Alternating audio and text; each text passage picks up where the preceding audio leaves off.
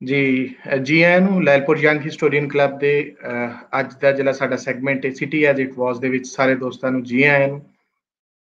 ਮੈਂ ਸਾਰੇ ਦੋਸਤਾਂ ਤੋਂ ਰਿਕੁਐਸਟ ਕਰਾਂਗਾ, ਦਰਖਾਸਤ ਕਰਾਂਗਾ, ਬੇਨਤੀ ਕਰਾਂਗਾ ਕਿ ਅੱਜ ਜਿਹੜੇ ਦੋਸਤਾਂ ਨੂੰ ਵੇਖ ਰਹੇ ਨੇ ਉਹ ਪਲੀਜ਼ ਇਸ ਵੀਡੀਓ ਲਿੰਕ ਨੂੰ ਸ਼ੇਅਰ ਕਰ ਦੇਣ ਤਾਂ ਕਿ ਬਾਕੀ ਦੋਸਤਾਂ ਤੱਕ ਵੀ ਪਹੁੰਚ ਜਾਏ ਔਰ ਅਸੀਂ ਅੱਜ ਦਾ ਜਿਹੜਾ ਪ੍ਰੋਗਰਾਮ ਹੈ ਉਹਨੂੰ ਅਸੀਂ ਜਿਹੜਾ ਹੈ ਉਹ ਸ਼ੁਰੂ ਕਰ ਸਕੀਏ।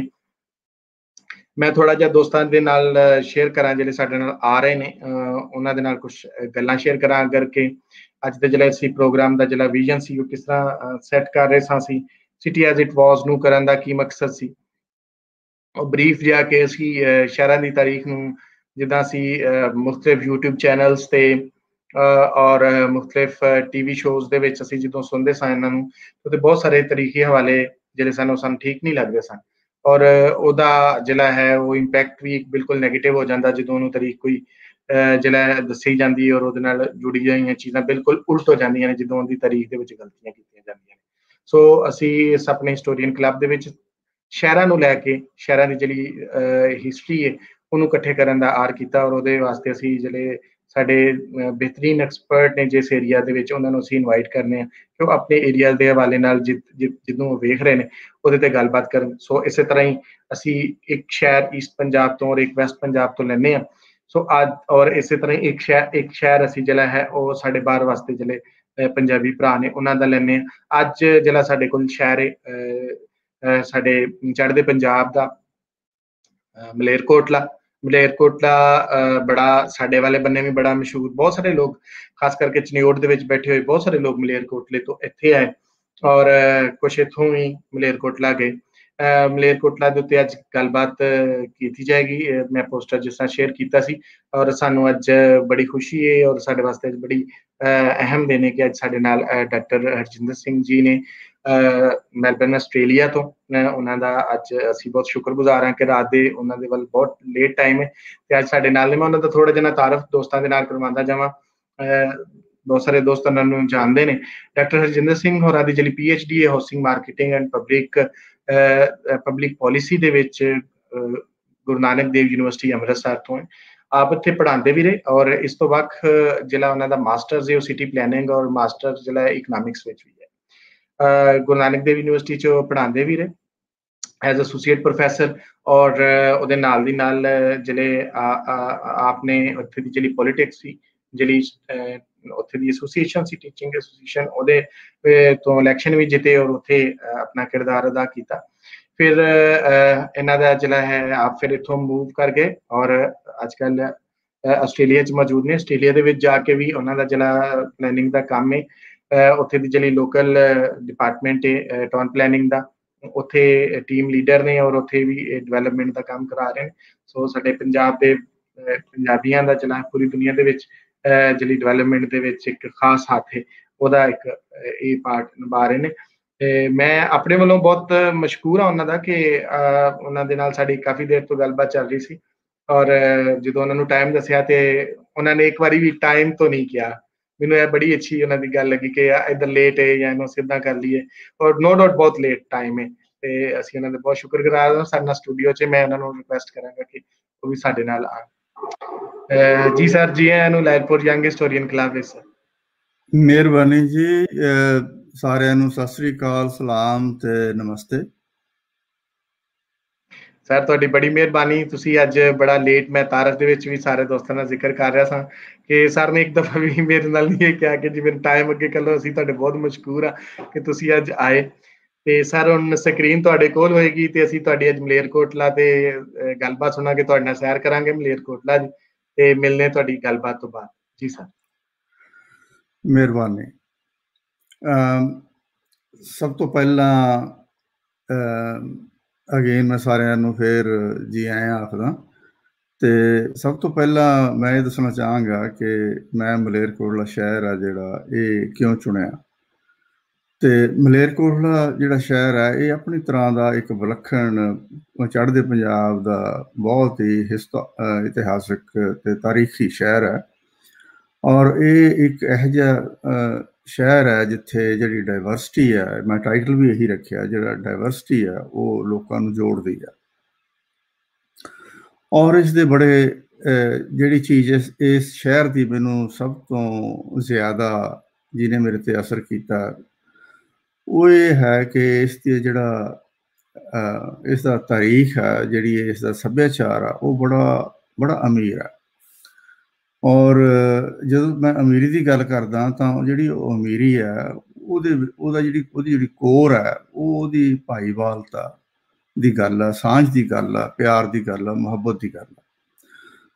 ਇਸ ਸ਼ਹਿਰ ਦੀ ਸ਼ੁਰੂਆਤ ਤੋਂ ਲੈ ਕੇ, ਨੀਂਹ ਰੱਖਣ ਤੋਂ ਲੈ ਕੇ ਅੱਜ ਤੱਕ ਇਹ ਸ਼ਹਿਰ ਬਹੁਤ ਹੀ ਲੋਕਾਂ ਦੀ ਸਾਂਝ ਦਾ ਪ੍ਰਤੀਕ ਹੈ।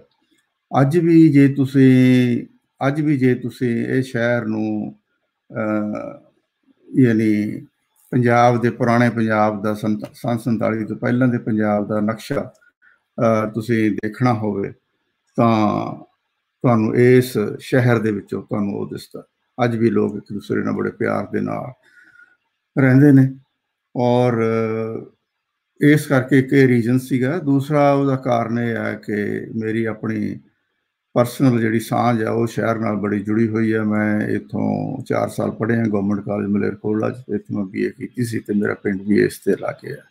ਸੋ ਮੇਰਾ ਜੀਅ ਕਰਦਾ ਸੀਗਾ ਕਿ ਮੈਂ ਇਸ ਸ਼ਹਿਰ ਦੇ ਬਾਰੇ ਗੱਲ ਕਰਾਂ ਔਰ ਖ਼ਾਸ ਤੌਰ 'ਤੇ ਜਿਸ ਤਰ੍ਹਾਂ ਚੱਠਾ ਸਾਹਿਬ ਨੇ ਦੱਸਿਆ ਕਿ ਇਹ ਸ਼ਹਿਰ ਦਾ ਜਿਹੜਾ ਸੰਬੰਧ ਆ ਉਹ ਲਹਿੰਦੇ ਪੰਜਾਬ ਦੇ ਨਾਲ ਵੀ ਬਹੁਤ ਗੂੜਾ ਅਤੇ ਕਾਫੀ ਜਿਹੜੇ ਲੋਕਾਂ ਦੇ ਵਿੱਚ ਆਪਸ ਵਿੱਚ ਮਿਲਵਰਤਣ, ਆਉਣ ਜਾਣ, ਮੇਲ ਗੇਲ, ਚੜ੍ਹਦੇ ਅਤੇ ਲਹਿੰਦੇ ਪੰਜਾਬ ਦੇ ਲੋਕਾਂ ਨੂੰ ਇਹ ਸ਼ਹਿਰ ਅੱਜ ਵੀ ਮਿਲਾ ਰਿਹਾ। ਅਤੇ ਇਸ ਤੋਂ ਪਹਿਲਾਂ ਕਿ ਮੈਂ ਇਹ ਦੱਸਾਂ ਕਿ ਅੱਗੇ ਮਤਲਬ ਇਹਦੇ ਵਿੱਚ ਅਸੀਂ ਜਿਹੜੀ ਅੱਜ ਦੀ ਕਨਵਰਸੇਸ਼ਨ ਆ ਉਹਦੇ ਵਿੱਚ ਅਸੀਂ ਕੀ ਕਵਰ ਕਰਾਂਗੇ, ਅਤੇ ਮੈਂ ਤੁਹਾਨੂੰ ਬਰੀਫਲੀ ਇਹ ਦੱਸਣਾ ਚਾਹਾਂਗਾ ਕਿ ਸਭ ਤੋਂ ਪਹਿਲਾਂ ਮੈਂ ਆਪਣਾ ਐਕਨੋਲਜਮੈਂਟਸ ਨੇ। ਮੈਂ ਜਿਹਨੇ ਲੋਕਾਂ ਨੇ ਮੇਰੀ ਇਸ ਮਸਲੇ ਦੇ ਵਿੱਚ, ਇਸ ਪ੍ਰੈਜੈਂਟੇਸ਼ਨ ਦੇ ਵਿੱਚ ਮਦਦ ਕੀਤੀ ਹੈ, ਉਹਨਾਂ ਦੀ ਐਕਨੋਲਜਮੈਂਟ ਹੈ। ਉਸ ਤੋਂ ਬਾਅਦ ਮੈਂ ਸ਼ਹਿਰ ਦੇ ਬਾਰੇ ਇੱਕ ਤਰ੍ਹਾਂ ਦੀ ਉਹਨਾਂ ਦੀ ਇੰਟਰੋਡਕਸ਼ਨ ਕਵਰ ਕਰਾਂਗਾ ਅਤੇ ਫਿਰ ਅੱਗੇ ਚੱਲ ਕੇ ਜਿਹੜੀ ਸੋਸ਼ੋ ਇਕਨੋਮਿਕ ਅਤੇ ਸਪੇਸ਼ੀਅਲ ਪ੍ਰੋਫਾਈਲ ਹੈ ਇਸ ਸ਼ਹਿਰ ਦੀ, ਉਸ ਦੇ ਬਾਰੇ ਮੈਂ ਥੋੜ੍ਹੀ ਜਿਹੀ ਬਰੀਫਲੀ ਗੱਲ ਕਰਾਂਗਾ। ਫਿਰ ਇਸ ਸ਼ਹਿਰ ਦੀ ਜਿਹੜੀ ਡਿਵੈਲਪਮੈਂਟ ਹਿਸਟਰੀ ਹੈ ਮੈਂ ਉਹਦੀ ਗੱਲ ਕਰਾਂਗਾ। ਮੈਂ ਇੱਥੇ ਗੱਲ ਕਰ ਦੇਣੀ ਚਾਹੁੰਦਾ ਕਿ ਮੈਂ ਕੋਈ ਹਿਸਟੋਰੀਅਨ ਤਾਂ ਨਹੀਂ ਹਾਂ, ਪਰ ਮੈਂ ਇਸ ਸ਼ਹਿਰ ਦੀ ਜਿਹੜੀ ਹਿਸਟਰੀ ਆ ਉਸ ਨੂੰ ਕਵਰ ਕਰਨ ਦੀ ਕੋਸ਼ਿਸ਼ ਕੀਤੀ ਹੈ ਅਤੇ ਉਸ ਨੂੰ ਸ਼ਹਿਰ ਦੀ ਜਿਹੜੀ ਤਰੱਕੀ ਹੈ, ਡਿਵੈਲਪਮੈਂਟ ਹੋਈ ਹੈ ਇਸ ਸਮੇਂ ਦੇ ਦੌਰਾਨ, ਉਸ ਨੂੰ ਕਵਰ ਕਰਨ ਦੀ ਗੱਲ ਕੀਤੀ ਹੈ। ਥੋੜ੍ਹਾ ਜਿਹਾ ਮੈਂ ਸ਼ਹਿਰ ਦੇ ਜਿਹੜੇ ਨਵਾਬ ਹੋਏ ਨੇ, ਜਿਹੜੇ ਰੂਲਰ ਹੋਏ ਨੇ, ਮੈਂ ਉਹਨਾਂ ਦੀ ਗੱਲ ਵੀ ਕਰਾਂਗਾ। ਉਸ ਤੋਂ ਬਾਅਦ ਫਿਰ ਮਲੇਰਕੋਟਲਾ ਦੇ ਜਿਹੜੇ ਸੰਬੰਧ ਰਹੇ ਨੇ ਉਸ ਵੇਲੇ ਵੱਡੀਆਂ ਤਾਕਤਾਂ ਸੀ ਜਿਹੜੀਆਂ ਪੰਜਾਬ ਦੇ ਵਿੱਚ ਜਾਂ ਹਿੰਦੁਸਤਾਨ ਦੇ ਵਿੱਚ, ਉਹਨਾਂ ਨਾਲ ਕਿਸ ਤਰ੍ਹਾਂ ਦੇ ਇਹਨਾਂ ਦੇ ਸੰਬੰਧ ਰਹੇ ਨੇ ਉਹਨਾਂ ਦੀ ਗੱਲ ਵੀ ਹੋਏਗੀ। ਮੁਗਲਾਂ ਦੇ ਪੀਰੀਅਡ 'ਚ, ਸਿੱਖਾਂ ਦੇ ਪੀਰੀਅਡ 'ਚ ਅਤੇ ਬ੍ਰਿਟਿਸ਼ ਪੀਰੀਅਡ 'ਚ, ਅਤੇ ਉਸ ਤੋਂ ਬਾਅਦ 1947 ਤੋਂ ਬਾਅਦ। ਅਤੇ ਬਾਕੀ ਮੈਂ ਕੋਸ਼ਿਸ਼ ਕੀਤੀ ਹੈ ਵੀ ਜਿਹੜੇ ਕੀ ਲੈਂਡਮਾਰਕਸ ਨੇ, ਵੱਡੀਆਂ ਮੁੱਖ ਇਹਨਾਂ ਦੀਆਂ ਇਮਾਰਤਾਂ ਨੇ ਜਾਂ ਥਾਵਾਂ ਨੇ, ਮੈਂ ਉਹਨਾਂ ਦੀ ਗੱਲ ਵੀ ਕਰਾਂ ਅਤੇ ਅਖੀਰ ਦੇ ਵਿੱਚ ਮੈਂ ਜਿਹੜੀਆਂ ਕੀ ਪਰਸਨੈਲਿਟੀਜ਼ ਨੇ ਮਲੇਰਕੋਟਲੇ ਦੀਆਂ ਉਹਨਾਂ ਦੀ ਗੱਲ ਵੀ ਕਰਾਂਗਾ। ਸਭ ਤੋਂ ਪਹਿਲਾਂ ਐਕਨੋਲਜਮੈਂਟਸ ਦੀ ਗੱਲ ਜਦੋਂ ਕਰਨੀ ਹੈ ਤਾਂ ਮੈਂ ਇਹਦੇ ਵਿੱਚ 2 ਜਿਹੜੇ ਮੇਰੇ ਸੈਕਸ਼ਨ ਹੈ ਉਹਨਾਂ ਦੀ ਜ਼ਰੂਰ ਗੱਲ ਕਰਾਂਗਾ।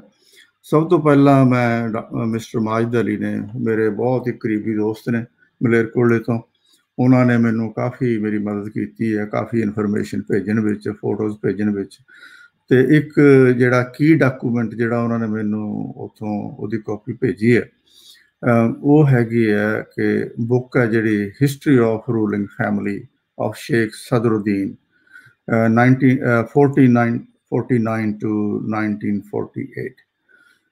ਇਸ ਬੁੱਕ ਦੀ ਜਿਹੜੀ ਖਾਸੀਅਤ ਹੈ ਉਹ ਇਹ ਹੈ ਕਿ ਇਹ ਜਿਹੜੀ ਕਿਤਾਬ ਆ ਇਹ ਖੁਦ ਜਿਹੜੇ ਲਾਸਟ ਨਵਾਬ ਸੀ ਮਲੇਰਕੋਟਲਾ ਦੇ, ਨਵਾਬ ਇਫਤਖਾਰ ਅਲੀ ਖਾਨ, ਅਤੇ ਉਹਨਾਂ ਨੇ ਲਿਖੀ ਹੈ। ਉਹਨਾਂ ਦੇ ਨੋਟਸ ਸੀਗੇ ਪਰਸਨਲੀ ਉਹਨਾਂ ਦੇ ਲਿਖੇ ਹੋਏ, ਅਤੇ ਉਹ ਨੋਟਸ ਫਿਰ ਪੰਜਾਬੀ ਯੂਨੀਵਰਸਿਟੀ ਪਟਿਆਲਾ ਨੇ ਲੈ ਕੇ ਅਤੇ ਐਡਿਟ ਕੀਤੇ ਨੇ, ਅਤੇ ਜਿਹੜਾ ਕੰਮ ਕੀਤਾ ਐਡੀਟਿੰਗ ਦਾ ਉਹ ਮਿਸਟਰ RK ਘਈ ਨੇ ਜਿਹੜੇ ਉਹਨਾਂ ਨੇ ਇਹ ਕਿਤਾਬ ਆ ਜਿਹੜੀ ਪੰਜਾਬੀ ਯੂਨੀਵਰਸਿਟੀ ਨੇ ਮਾਰਚ 2000 ਦੇ ਵਿੱਚ ਇਹ ਛਾਪੀ ਹੈ। ਸੋ ਇਹ ਬੁੱਕ ਹੈ ਜਿਹੜੀ ਕਾਫੀ ਅਹਿਮ ਹੈ ਜਿਸ ਤੱਕ ਮਲੇਰਕੋਟਲਾ ਦੀ ਹਿਸਟਰੀ ਦਾ ਸੰਬੰਧ ਹੈ, ਕਿਉਂਕਿ ਇਹ ਖੁਦ ਜਿਹੜੇ ਲਾਸਟ ਨਵਾਬ ਸੀ ਮਲੇਰਕੋਟਲਾ ਦੇ, ਉਹਨਾਂ ਦੇ ਆਪਣੇ ਨੋਟਸ ਨੇ। ਦੂਸਰੀ ਮੈਂ ਸ਼ੁਕਰੀਆ ਕਰਨਾ ਚਾਹਾਂਗਾ ਸਿਮਰਨ ਪ੍ਰੀਤ ਸਿੰਘ ਦਾ। ਉਹ ਉੱਥੇ town and country planning department 'ਚ ਟਾਊਨ ਪਲੈਨਰ ਨੇ, ਅਤੇ ਉਹਨਾਂ ਨੇ ਵੀ ਮੇਰੀ ਕਾਫੀ ਇਸ ਮਾਮਲੇ 'ਚ ਇਨਫੋਰਮੇਸ਼ਨ ਪਹੁੰਚਾਈ ਹੈ। ਬਾਕੀ ਮੈਂ ਜਿਹੜਾ ਕੁਛ ਨੋਟਸ ਮੈਂ ਵਿਕੀਪੀਡੀਆ ਤੋਂ ਵੀ ਲਏ ਸੀ, ਅਤੇ ਕੁਛ ਆਰਟੀਕਲ ਜਿਹੜੇ ਇੱਕ ਦੋ ਛਪੇ ਸੀ, ਮੈਂ ਉਹਨਾਂ ਦੇ ਵਿੱਚੋਂ ਵੀ ਇਹ ਥੋੜ੍ਹੀ ਬਹੁਤੀ ਇਨਫੋਰਮੇਸ਼ਨ ਲਈ ਹੈ। ਸੋ ਸਭ ਤੋਂ ਪਹਿਲਾਂ ਮੈਂ ਗੱਲ ਕਰਾਂਗਾ ਮਲੇਰਕੋਟਲਾ ਦੇ ਕੌਨਟੈਕਸਟ। ਮਲੇਰਕੋਟਲਾ, ਜਿਸ ਤਰ੍ਹਾਂ ਤੁਸੀਂ ਇਹ ਸਲਾਈਡ ਦੇਖ ਰਹੇ ਹੋ, ਇਸ ਦੇ ਜਿਹੜੀ ਖੱਬੇ ਪਾਸੇ ਵਾਲੀ ਸਲਾਈਡ ਹੈ, ਇਹ ਪੰਜਾਬ ਦਾ ਨਕਸ਼ਾ। ਇਹਦੇ ਵਿੱਚ ਜਿਹੜਾ ਡਾਰਕ ਬਲੂ ਸਪॉट ਹੈ, ਐਕਸਕਿਊਜ਼ ਮੀ, ਸ਼ੇਅਰ ਕਰਨਾ ਜ਼ਰਾ ਸਲਾਈਡ ਸਰ, ਸ਼ੇਅਰ ਨਹੀਂ ਹੈ ਮੇਰੇ ਨਾਲ ਤਾਂ ਕਿ ਮੈਂ ਸ਼ੋ ਕਰ ਸਕਾਂ।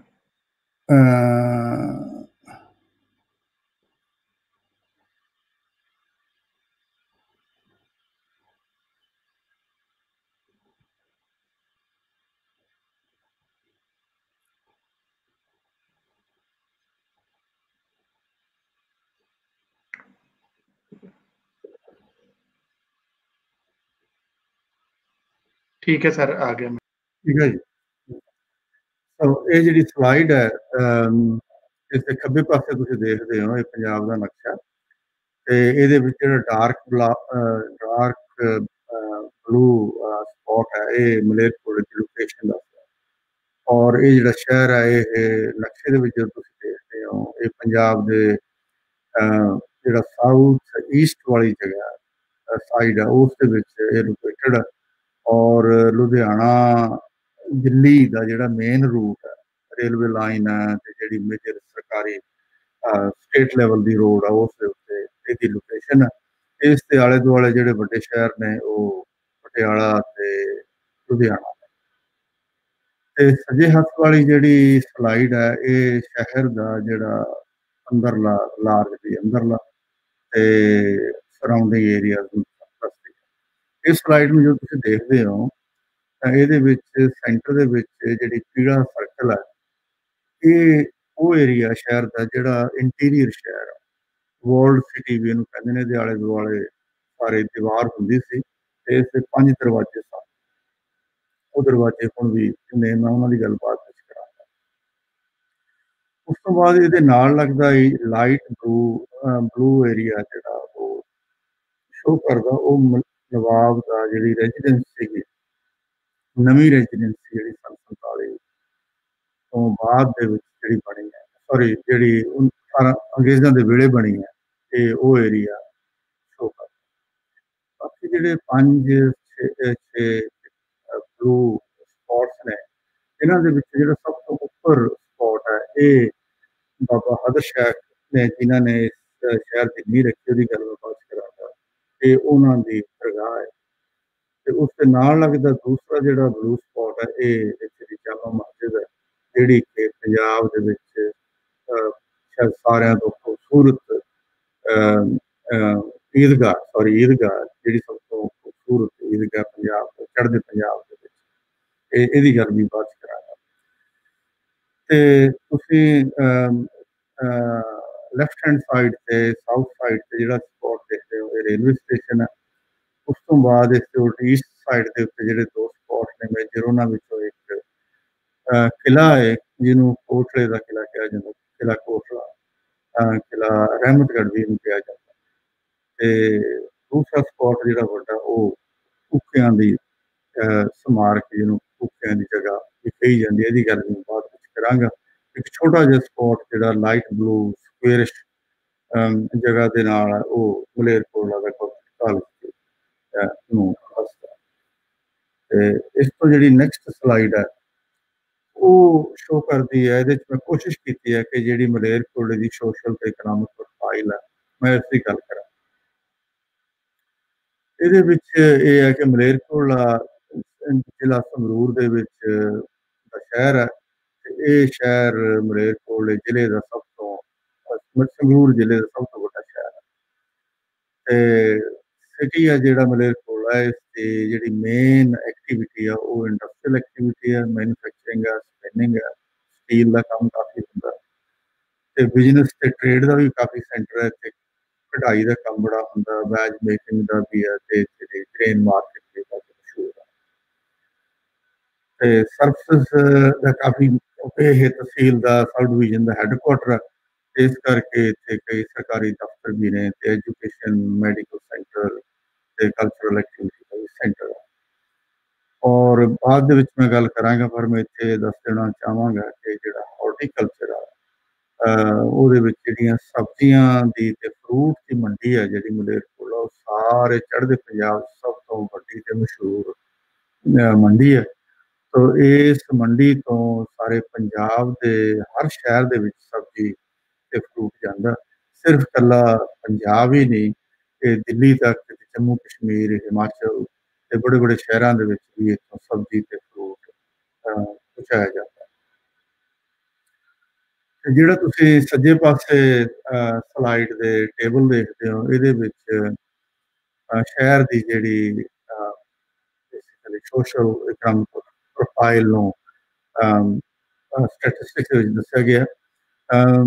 ਪਾਪੂਲੇਸ਼ਨ ਸ਼ਹਿਰ ਦੀ ਕੁੱਲ ਜਿਹੜੀ ਹੈ ਉਹ 1,30,000 ਦੇ ਕਰੀਬ ਹੈ ਔਰ ਇਹਦੇ ਵਿੱਚੋਂ ਅਰਾਊਂਡ 70% ਦੇ ਕਰੀਬ ਮੁਸਲਿਮ ਪਾਪੂਲੇਸ਼ਨ ਹੈ ਤੇ ਹਿੰਦੂ ਪਾਪੂਲੇਸ਼ਨ 18% ਹੈ ਤੇ ਸਿੱਖ 12.5% ਦੇ ਕਰੀਬ ਨੇ ਤੇ ਬਾਕੀ 1.25% ਦੂਸਰੇ ਹੋਰ ਲੋਕ ਰਹਿੰਦੇ ਨੇ, ਜਿਨ੍ਹਾਂ ਵਿੱਚੋਂ ਜੈਨ ਕਮਿਊਨਿਟੀ ਹੈ ਜਿਹੜੀ ਉਹ ਕਾਫੀ ਮਸ਼ਹੂਰ ਹੈ।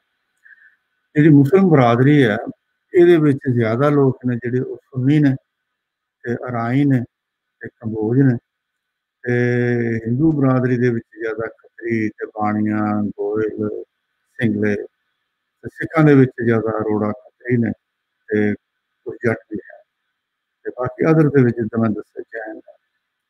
ਜਿੱਥੋਂ ਤੱਕ ਜਿਹੜੇ ਮੁੱਖ ਕਿੱਤੇ ਨੇ ਉਹਨਾਂ ਦੀ ਗੱਲ ਹੈ, ਉਹਦੇ ਵਿੱਚ ਮੁਸਲਿਮ ਬਰਾਦਰੀ ਜ਼ਿਆਦਾ ਇੰਡਸਟਰੀ ਦੇ ਵਿੱਚ, ਖੇਤੀਬਾੜੀ ਦੇ ਵਿੱਚ, ਬਿਜ਼ਨਸ ਦੇ ਵਿੱਚ, ਸਰਵਿਸਿਜ਼ ਦੇ ਵਿੱਚ ਤੇ ਟ੍ਰੇਡ ਦੇ ਵਿੱਚ।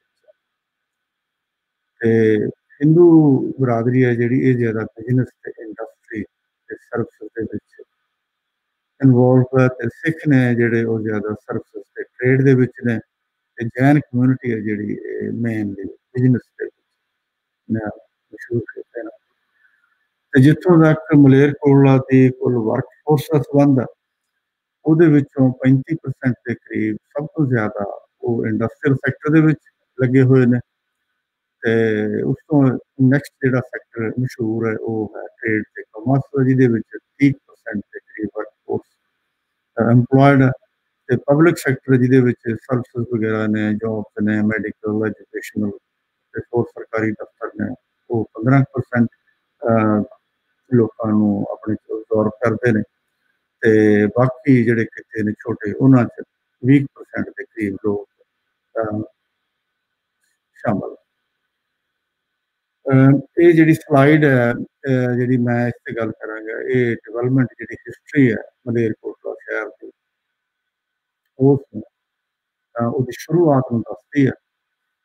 ਇੱਥੇ ਮੈਂ ਇਹ ਦੱਸਣਾ ਚਾਹਾਂਗਾ ਕਿ ਜਿਹੜਾ ਮਲੇਰਕੋਟਲਾ ਸ਼ਹਿਰ ਹੈ ਇਹ 2 ਸੈਟਲਮੈਂਟਸ ਦਾ ਜੋੜ ਹੈ, ਮਲੇਰ ਤੇ ਕੋਟਲਾ।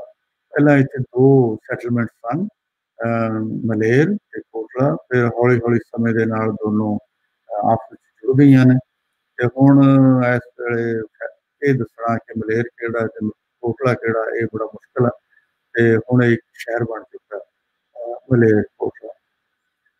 ਮਲੇਰਕੋਟਲੇ ਦੀ ਜਿਹੜੀ ਨੀਂਹ ਹੈ ਇਹ 1454 ਦੇ ਵਿੱਚ ਸੂਫੀ ਫਕੀਰ ਹੋਏ ਨੇ ਜਿਹੜੇ ਬੜੇ ਮਸ਼ਹੂਰ ਨੇ ਮਲੇਰਕੋਟਲੇ ਦੇ ਵਿੱਚ ਤੇ ਇਹਦੇ ਸਰਾਉਂਡਿੰਗ ਇਲਾਕਿਆਂ ਦੇ ਵਿੱਚ।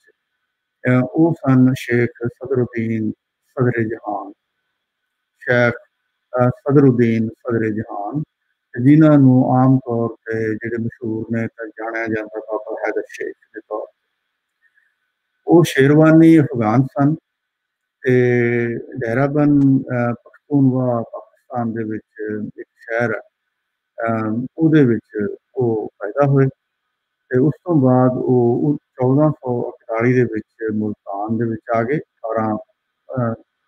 19 ਸਾਲ ਦੀ ਉਹਨਾਂ ਦੀ ਉਸ ਵੇਲੇ ਉਮਰ ਸੀ ਤੇ ਉੱਥੇ ਉਹ ਥੋੜੀ ਦੇਰ ਕੁਛ 5-4 ਸਾਲ ਉੱਥੇ ਮੁਲਤਾਨ ਦੇ ਵਿੱਚ ਰਹੇ। ਉੱਥੇ ਉਹਨਾਂ ਨੇ ਕਈ ਸੂਫੀ ਫਕੀਰਾਂ ਦੇ ਨਾਲ ਤੋਂ ਸਿੱਖਿਆ ਲਈ ਤੇ ਉਸ ਤੋਂ ਬਾਅਦ ਉਹ ਇਸ ਜਗ੍ਹਾ ਤੇ ਜਿਹੜੀ ਅੱਜ ਕੱਲ ਮਲੇਰ ਦੇ ਨਾਂ ਤੇ ਮਸ਼ਹੂਰ ਹੈ, ਇੱਥੇ ਆ ਕੇ ਉਹਨਾਂ ਨੇ ਆਪਣਾ ਟਿਕਾਣਾ ਕੀਤਾ। ਤੇ ਇਸ ਜਿਹੜੀ ਗੱਲ ਉਹਨਾਂ ਬਾਰੇ ਆਮ ਬੜੀ ਮਸ਼ਹੂਰ ਹੈ ਤੇ ਮਲੇਰ ਕੋਟਲੇ ਦੇ ਬਾਰੇ ਮਸ਼ਹੂਰ ਹੈ, ਮਲੇਰ ਦੇ ਬਾਰੇ ਮਸ਼ਹੂਰ ਹੈ, ਇਹਨਾਂ ਦੀ ਫਾਊਂਡੇਸ਼ਨ ਦੇ ਬਾਰੇ ਬੜੀ ਮਸ਼ਹੂਰ ਹੈ ਕਿ ਕਿਸ ਤਰ੍ਹਾਂ ਇਹਦੀ ਨੀਂਹ ਰੱਖੀ ਗਈ ਹੈ।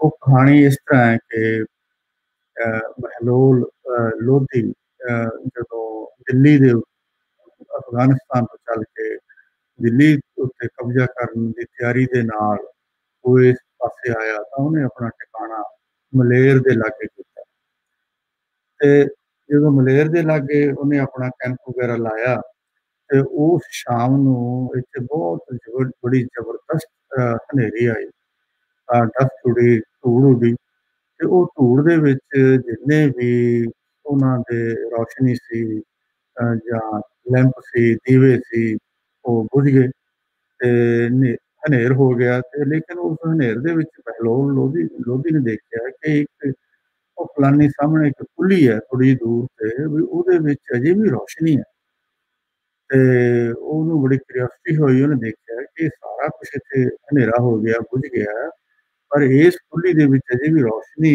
ਆ ਰਹੀ ਹੈ ਵੀ ਇੱਥੇ ਮੈਂ ਦੇਖਾਂ ਤੇ ਜਾ ਕੇ ਦੇਖਾਂ। ਤੇ ਉਸਨੇ ਜਦੋਂ ਆਇਆ ਤੇ ਅੰਦਰ ਉੱਥੇ ਫਕੀਰ ਆਪਣੇ ਰੱਬ ਦੀ ਭਗਤੀ ਦੇ ਵਿੱਚ ਮਸਰੂਫ ਸਨ, ਬਾਬਾ ਹੈਦਰ ਸ਼ੇਖ।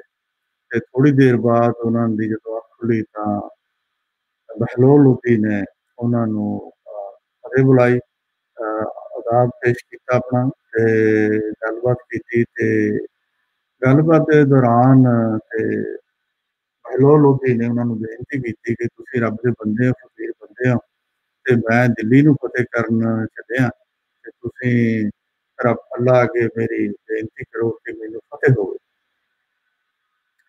ਉਹਨਾਂ ਨੇ ਅਰਦਾਸ ਕੀਤੀ, ਦੁਆ ਕੀਤੀ ਤੇ ਅਸੀਂ ਯਾਨੀ ਬਹਿਲੋਲ ਲੋਧੀ ਦੀ ਦਿੱਲੀ ਦੇ ਜਿੱਤਣ ਵਿੱਚ ਫਤਿਹ ਹੋਈ ਤੇ ਜਿਹਦੇ ਵਿੱਚ ਬਹਿਲੋਲ ਲੋਧੀ ਬੜਾ ਖੁਸ਼ ਹੋਇਆ। ਬਹਿਲੋਲ ਲੋਧੀ ਦੇ ਮਨ ਦੇ ਵਿੱਚ ਬਾਬਾ ਹੈਦਰ ਸ਼ੇਖ ਸਦਰੁਦੀਨ ਸੀ, ਉਹਨਾਂ ਦਾ ਬੜਾ ਸਤਿਕਾਰ ਵਧਿਆ ਤੇ ਅਜੇ ਉਮਰ ਵੀ ਉਹਨਾਂ ਦੀ ਕੋਈ ਬਹੁਤ ਜ਼ਿਆਦਾ ਨਹੀਂ ਸੀ ਬਾਬਾ ਸਦਰੁਦੀਨ ਦੀ।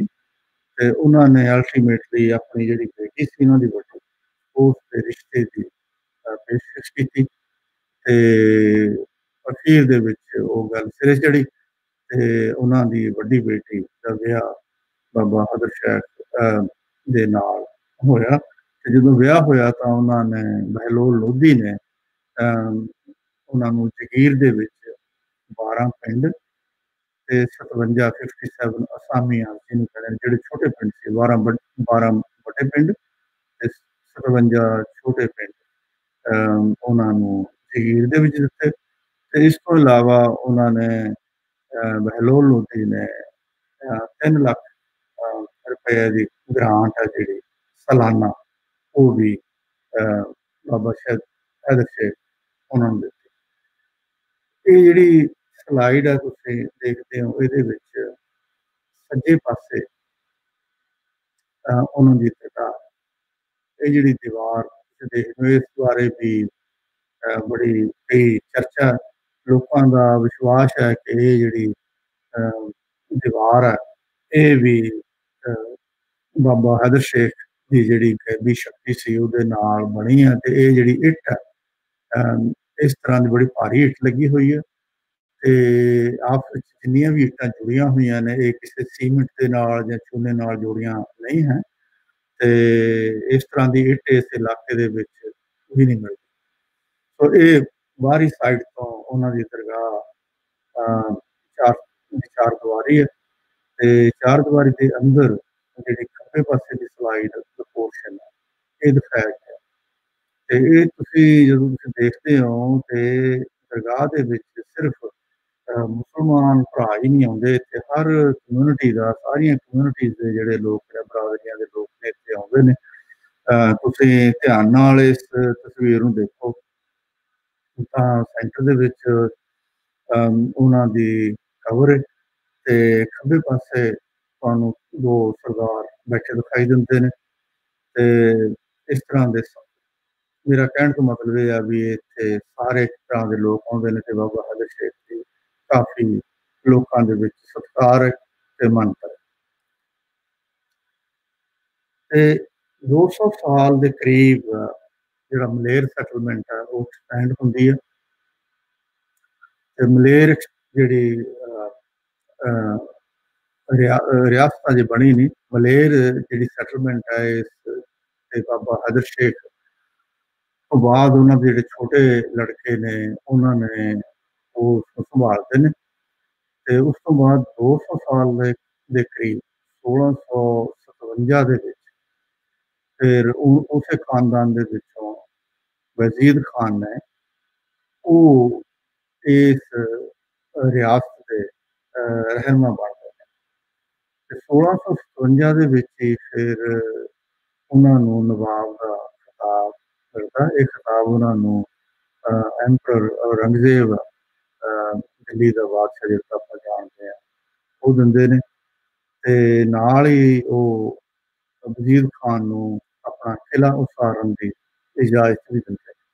ਉਹ ਕਿਲਾ ਜਿਸਨੂੰ ਕੋਟਲਾ ਕਿਹਾ ਜਾਂਦਾ, ਤੇ ਇਸੇ ਕਰਕੇ ਕੋਟਲਾ ਤੇ ਮਲੇਰ ਦੋਨੋਂ ਮਿਲ ਕੇ ਮਲੇਰ ਕੋਟਲਾ ਬਣਦਾ। ਤੇ ਬੜੀ ਖੂਬਸੂਰਤ ਗੱਲ ਇਸ ਜਦੋਂ ਜਦੋਂ ਕੋਟਲੇ ਦੀ ਨੀਂਹ ਰੱਖੀ ਜਾਂਦੀ ਹੈ, ਖੂਬਸੂਰਤ ਘਟਨਾ ਇਹ ਹੁੰਦੀ ਹੈ ਕਿ ਨਵਾਬ ਵਜ਼ੀਰ ਖਾਨ ਉਸ ਵੇਲੇ ਜਦੋਂ ਨੀਂਹ ਪੱਥਰ ਰੱਖਿਆ ਜਾਂਦਾ ਤਾਂ ਇਸ ਇਲਾਕੇ ਦੇ ਦੋ ਬੜੇ ਮਸ਼ਹੂਰ ਜਿਹੜੇ ਫਕੀਰ ਬੰਦੇ ਸੀ, ਰੱਬ ਦੇ ਬੰਦੇ ਸੀ, ਉਹਨਾਂ ਨੂੰ ਉਹ ਸੱਦਾ ਪੱਤਰ ਦਿੱਤਾ। ਤੇ ਉਹਨਾਂ ਵਿੱਚੋਂ ਇੱਕ ਸਨ ਸ਼ਾਹ ਫਜ਼ਲ ਜਿਹੜੇ ਚਿਸ਼ਤੀ ਸੂਫੀ ਫਕੀਰ ਸਨ, ਤੇ ਦੂਸਰੇ ਸਨ ਬਾਬਾ ਆਤਮਾ ਰਾਮ ਜਿਹੜੇ ਬੈਰਾਗੀ ਸੰਤ ਸਨ। ਸੋ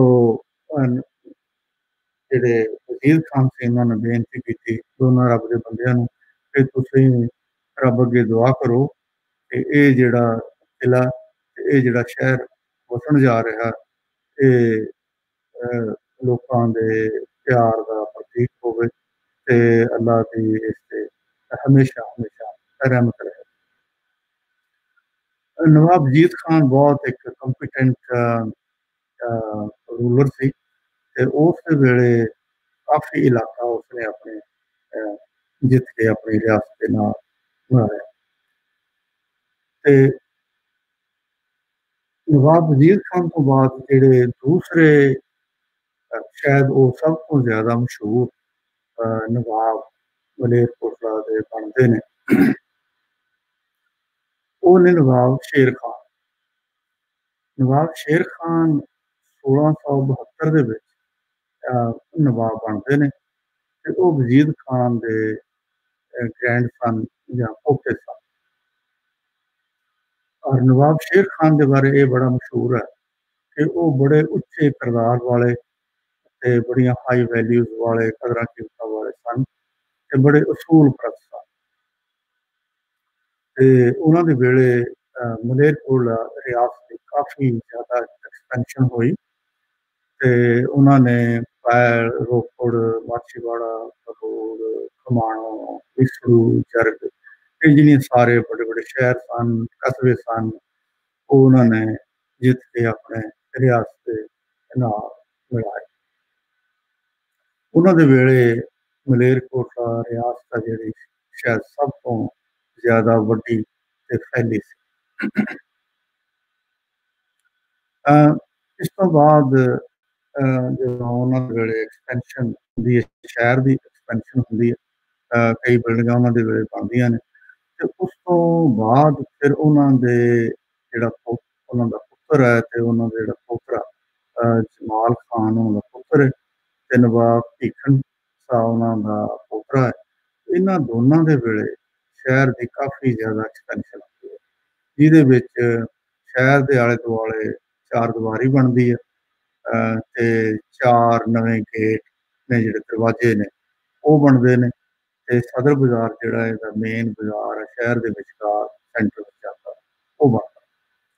ਤੇ ਜਿਹੜੇ ਸ਼ਹਿਰ ਦੇ 5 ਦਰਵਾਜ਼ੇ ਨੇ ਸ਼ਹਿਰ ਦੇ, ਜਿਨ੍ਹਾਂ ਜਿਹੜੇ ਮਸ਼ਹੂਰ ਨੇ, ਉਹਨਾਂ ਵਿੱਚੋਂ ਸਰਹੰਦੀ ਗੇਟ ਸਭ ਤੋਂ ਵੱਡਾ, ਜਿਹੜਾ ਤੁਸੀਂ ਦੇਖ ਰਹੇ ਹੋ ਸੱਜੇ ਪਾਸੇ, ਜਿਹੜੀ ਇਹ ਸਰਹੰਦੀ ਗੇਟ ਹੈ, ਇਹ ਰੈਨੋਵੇਟ ਵੀ ਕੀਤਾ ਗਿਆ, ਜਿੱਦਾਂ ਤੁਹਾਨੂੰ ਸ਼ਕਲ ਤੋਂ ਵੀ ਦਿਸਦਾ। ਦੂਸਰੇ ਗੇਟ ਨੇ ਜਿਹੜੇ, ਉਹ ਦਿੱਲੀ ਗੇਟ ਹੈ, ਸੁਨਾਮੀ ਗੇਟ ਹੈ, ਸ਼ੇਰਵਾਨੀ ਗੇਟ ਹੈ ਤੇ ਪੈਲੀਆ ਗੇਟ ਹੈ। ਇਹਦੇ ਵਿੱਚ ਮੈਂ ਇਹ ਗੱਲ ਜ਼ਰੂਰ ਕਹਾਂਗਾ ਕਿ ਜਿਹੜਾ ਪੈਲੀਆ ਗੇਟ ਹੈ, ਇਹ ਜਦੋਂ ਮਲੇਰ ਦੀ ਬਸਤੀ ਬਣਦੀ ਹੈ ਤੇ ਇਹ ਉਸ ਵੇਲੇ ਬਣਦਾ। ਬਾਕੀ ਦੇ 4 ਗੇਟ ਨੇ ਜਿਹੜੇ, ਉਹ ਬਾਅਦ ਦੇ ਵਿੱਚ ਬਣਦੇ।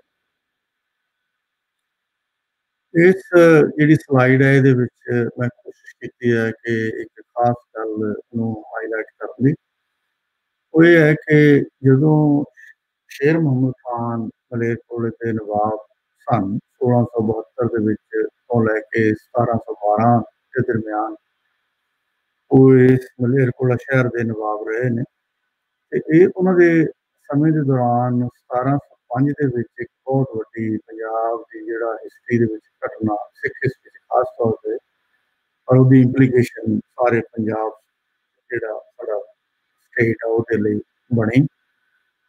ਉਹ ਘਟਨਾ ਜਿਹੜੀ ਵਾਪਰੀ ਆ, ਉਹ 1705 ਦੇ ਵਿੱਚ ਉਹ ਸੀ ਸਿੱਖਾਂ ਦੇ 10ਵੇਂ ਗੁਰੂ ਗੋਬਿੰਦ ਸਿੰਘ ਦੇ ਜਿਹੜੇ ਛੋਟੇ ਬੱਚੇ ਨੇ, ਉਹਨਾਂ ਦੀ ਸ਼ਹਾਦਤ ਦੇ ਸਬੰਧ ਦੇ ਨਾਲ। ਘਟਨਾ ਇਸ ਤਰ੍ਹਾਂ ਹੋਈ ਕਿ 1705 ਦੇ ਵਿੱਚ ਜਦੋਂ ਗੁਰੂ ਗੋਬਿੰਦ ਸਿੰਘ ਹੋਣਾ ਨੂੰ ਆਪਣਾ ਆਨੰਦਪੁਰ ਦਾ ਕਿਲ੍ਹਾ ਛੱਡਣਾ ਪਿਆ ਪਰਿਵਾਰ ਸਮੇਤ, ਉਹਨਾਂ ਦਾ ਪਰਿਵਾਰ ਵਿਛੜ ਗਿਆ ਤੇ ਉਹਨਾਂ ਦੇ ਮਾਤਾ ਜੀ ਤੇ ਉਹਨਾਂ ਦੇ 2 ਛੋਟੇ ਬੇਟੇ ਜੋਰਾਵਰ ਸਿੰਘ ਤੇ ਫਤਿਹ ਸਿੰਘ, ਜਿਨ੍ਹਾਂ ਦੀ ਉਮਰ 7 ਸਾਲ ਤੇ 9 ਸਾਲ ਦੱਸੀ ਜਾਂਦੀ ਹੈ, ਉਹ ਇਵੈਂਚੁਅਲੀ ਨਵਾਬ ਵਜ਼ੀਰ ਖਾਨ, ਜੋ ਸੂਬਾ ਸਰਹੰਦ ਸੀ, ਉਹ ਉਹਨਾਂ ਦੀ ਕੈਦ ਹੋ ਜਾਂਦੇ ਨੇ। ਵਜ਼ੀਰ ਖਾਨ ਉਹਨਾਂ ਨੂੰ ਆਪਣੀ ਕੈਦ ਲੈ ਲੈਂਦਾ।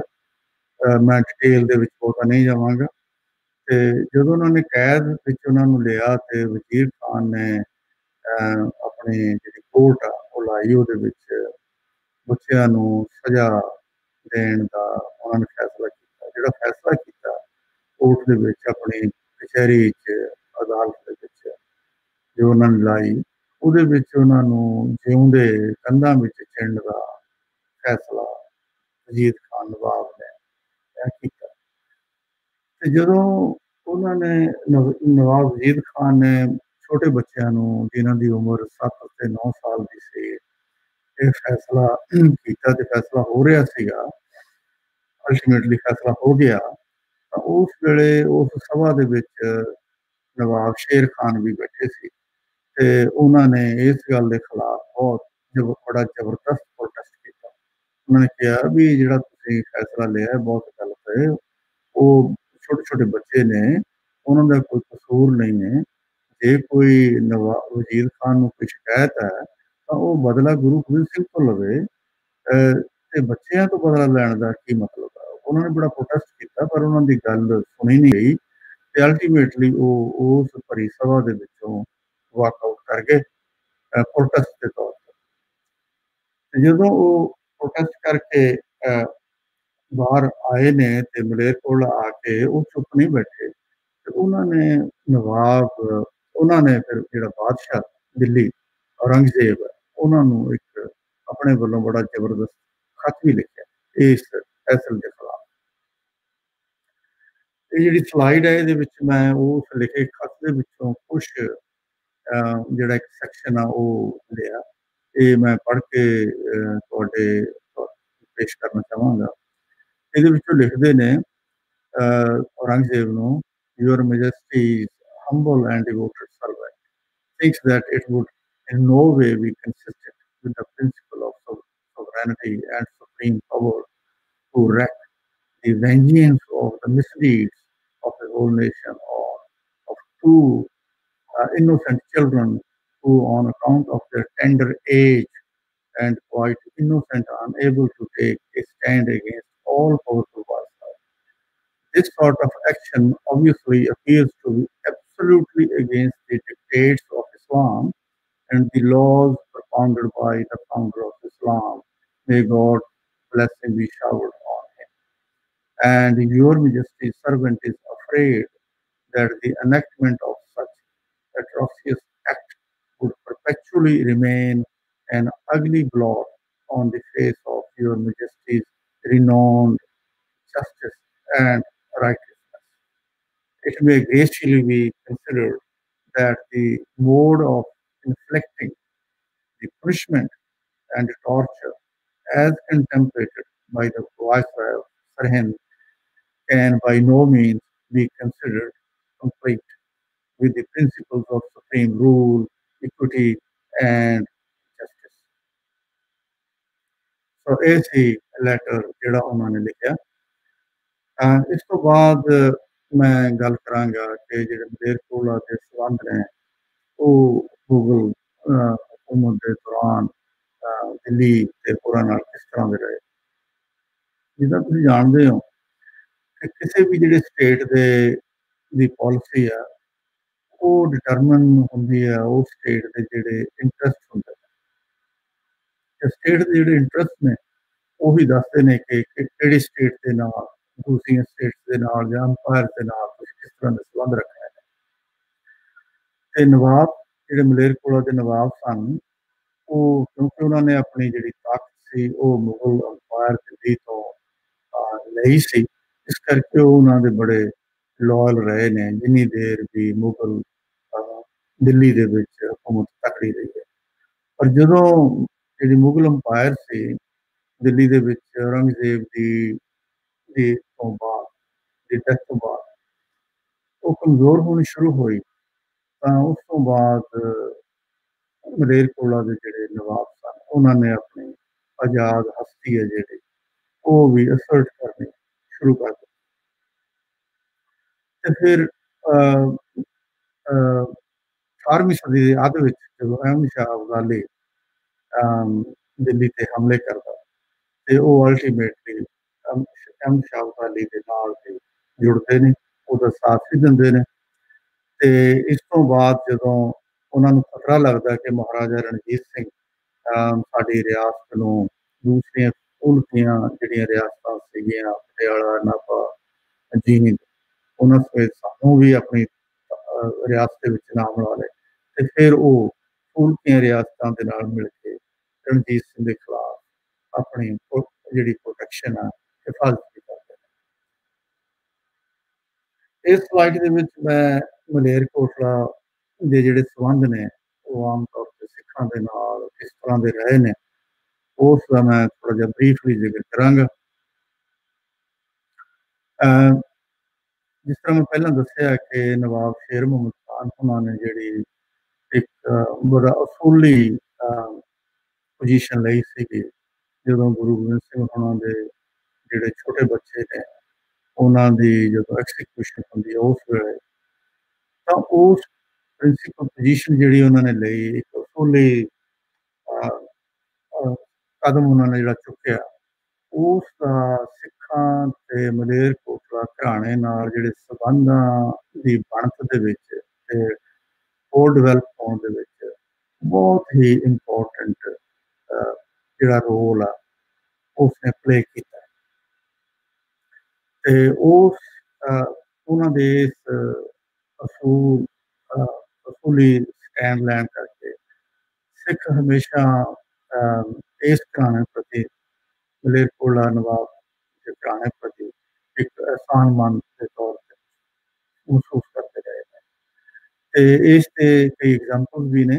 ਜਦੋਂ ਬਾਬਾ ਬੰਦਾ ਸਿੰਘ ਬਹਾਦਰ ਨੇ ਸਰਹੰਦ ਫਤਿਹ ਕੀਤਾ, ਸਰਹੰਦ ਡਿਮੋਲਿਸ਼ ਕਰ ਦਿੱਤੀ, ਉਹਨਾਂ ਨੇ ਹੋਰ ਵੀ ਕਈ ਜਿਹੜੀਆਂ ਨਿੱਕੀਆਂ ਨਿੱਕੀਆਂ ਰਿਆਸਤਾਂ ਸੀਗੀਆਂ ਪੰਜਾਬ ਦੇ ਵਿੱਚ ਖਾਸ ਤੌਰ ਤੇ ਸਤਲੁਜ ਤੋਂ ਸਾਡੇ ਵਾਲੇ ਪਾਸੇ ਦਿੱਲੀ ਵਾਲੇ ਪਾਸੇ ਸਾਰੀਆਂ ਖਤਮ ਕੀਤੀਆਂ ਤਾਂ ਉਸ ਨੇ ਮਲੇਰਕੋਟਲਾ ਦੇ ਉੱਤੇ ਕੋਈ ਵੀ ਹਮਲਾ ਨਹੀਂ ਕੀਤਾ ਤੇ ਕਿਉਂਕਿ ਉਸਦੇ ਮਨ ਦੇ ਵਿੱਚ ਵੀ ਇਹ ਗੱਲ ਦੀ ਅਹਿਸਾਸ ਸੀ ਕਿ ਨਵਾਬ ਮਲੇਰਕੋਟਲਾ ਨੇ ਜੋ ਉਸ ਵੇਲੇ ਬੱਚਿਆਂ ਦੇ ਐਗਜ਼ੀਬਿਸ਼ਨ ਦੇ ਵੇਲੇ ਪੋਜੀਸ਼ਨ ਲਈ ਹੈ।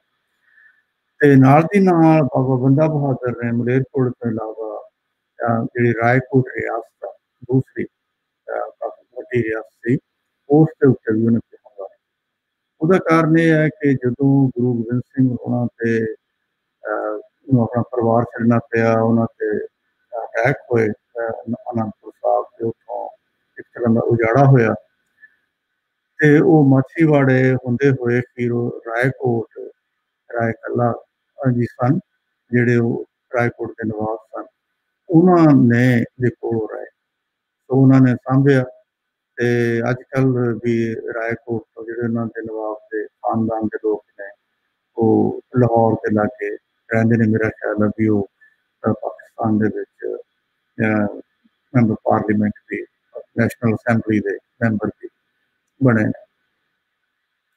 ਮਹਾਰਾਜਾ ਰਣਜੀਤ ਸਿੰਘ ਦੇ ਵੇਲੇ ਜ਼ਰੂਰ ਮਹਾਰਾਜੇ ਨੇ ਜਦੋਂ ਐਕਸਪੈਂਸ਼ਨ ਆਪਣੇ ਰਾਜ ਦੀ ਕਰਨੀ ਸ਼ੁਰੂ ਕੀਤੀ ਹੈ, ਤੇ ਉਸਨੇ ਉਹਦੀ ਅੱਖ ਸੀ ਕਿ ਮੈਂ ਸਾਰੇ ਇਲਾਕੇ ਨੂੰ, ਪੁਲਕਿਆਂ ਰਿਆਸਤਾਂ ਨੂੰ, ਨਵਾਬ ਪਟਿਆਲਾ, ਜੀਂਦ ਵਗੈਰਾ ਨੂੰ ਜਿੱਤਾਂ, ਤੇ ਨਾਲ ਮਲੇਰਕੋਟਲਾ ਵੀ। ਪਰ ਉਸ ਨਵਾਬ ਮਲੇਰਕੋਟਲਾ ਨੇ ਉਹਨੂੰ 1.5 ਲੱਖ ਰੁਪਏ ਦਾ ਨਜ਼ਰਾਨਾ ਦੇ ਕੇ ਆਪਣਾ ਖਹਿੜਾ ਛੁਡਾਇਆ ਸੀ ਮਹਾਰਾਜਾ ਰਣਜੀਤ ਸਿੰਘ ਦਾ। ਤੇ ਜਿਸ ਤਰ੍ਹਾਂ ਉਸ ਤੋਂ ਬਾਅਦ ਜਿਹੜੇ ਰਿਲੇਸ਼ਨਸ ਨੇ ਪੁਲਕਿਆਂ ਰਿਆਸਤਾਂ ਨਾਲ, ਸਿੱਖ ਰਿਆਸਤਾਂ ਸੀ ਜਿਹੜੀਆਂ ਪਟਿਆਲਾ, ਨਾਭਾ, ਜੀਂਦ ਦੀਆਂ, ਉਹਨਾਂ ਨਾਲ ਮਲੇਰਕੋਟਲਾ ਦੇ ਸੰਬੰਧ ਨੇ ਜਿਹੜੇ ਆਮ ਤੌਰ ਦੇ ਉੱਤੇ ਠੀਕ ਰਹੇ ਨੇ, ਪਰ ਕਦੇ ਕਦੇ ਆਪਸ ਵਿੱਚ ਝਗੜੇ ਵੀ ਹੁੰਦੇ ਰਹੇ ਨੇ।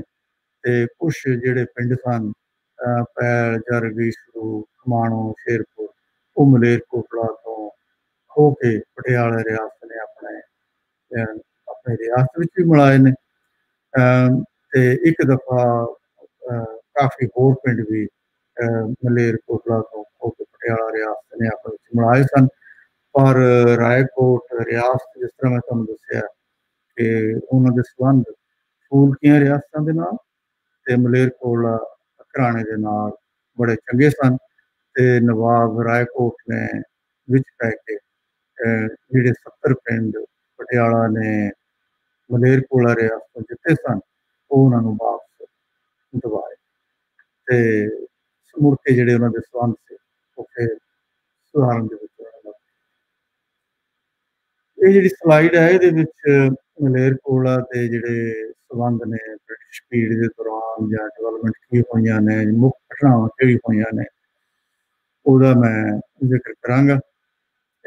ਮਲੇਰਕੋਟਲਾ ਨੇ ਕਿਉਂਕਿ 1809 ਦੇ ਵਿੱਚ ਜਿਹੜੀ ਬ੍ਰਿਟਿਸ਼ ਪ੍ਰੋਟੈਕਸ਼ਨ ਜਾਂ ਉਹ ਐਕਸੈਪਟ ਕਰ ਲਈ ਸੀ, ਤੇ ਉਸ ਤੋਂ ਬਾਅਦ ਜਦੋਂ ਵੀ ਬ੍ਰਿਟਿਸ਼ ਹਕੂਮਤ ਨੂੰ ਕਿਸੇ ਵੀ ਫੌਜੀ ਮਦਦ ਦੀ ਲੋੜ ਪਈ ਹੈ, ਚਾਹੇ ਉਹ ਗੋਰਖਿਆਂ ਦੇ ਖਿਲਾਫ ਆ, ਅਫਗਾਨ ਦੇ ਖਿਲਾਫ ਆ, ਚਾਹੇ ਲਾਹੌਰ ਦਰਬਾਰ ਦੇ ਖਿਲਾਫ ਆ, ਤੇ ਮਲੇਰਕੋਟਲਾ ਰਿਆਸਤ ਨੇ ਅੰਗਰੇਜ਼ਾਂ ਦੀ ਮਦਦ ਕੀਤੀ ਹੈ।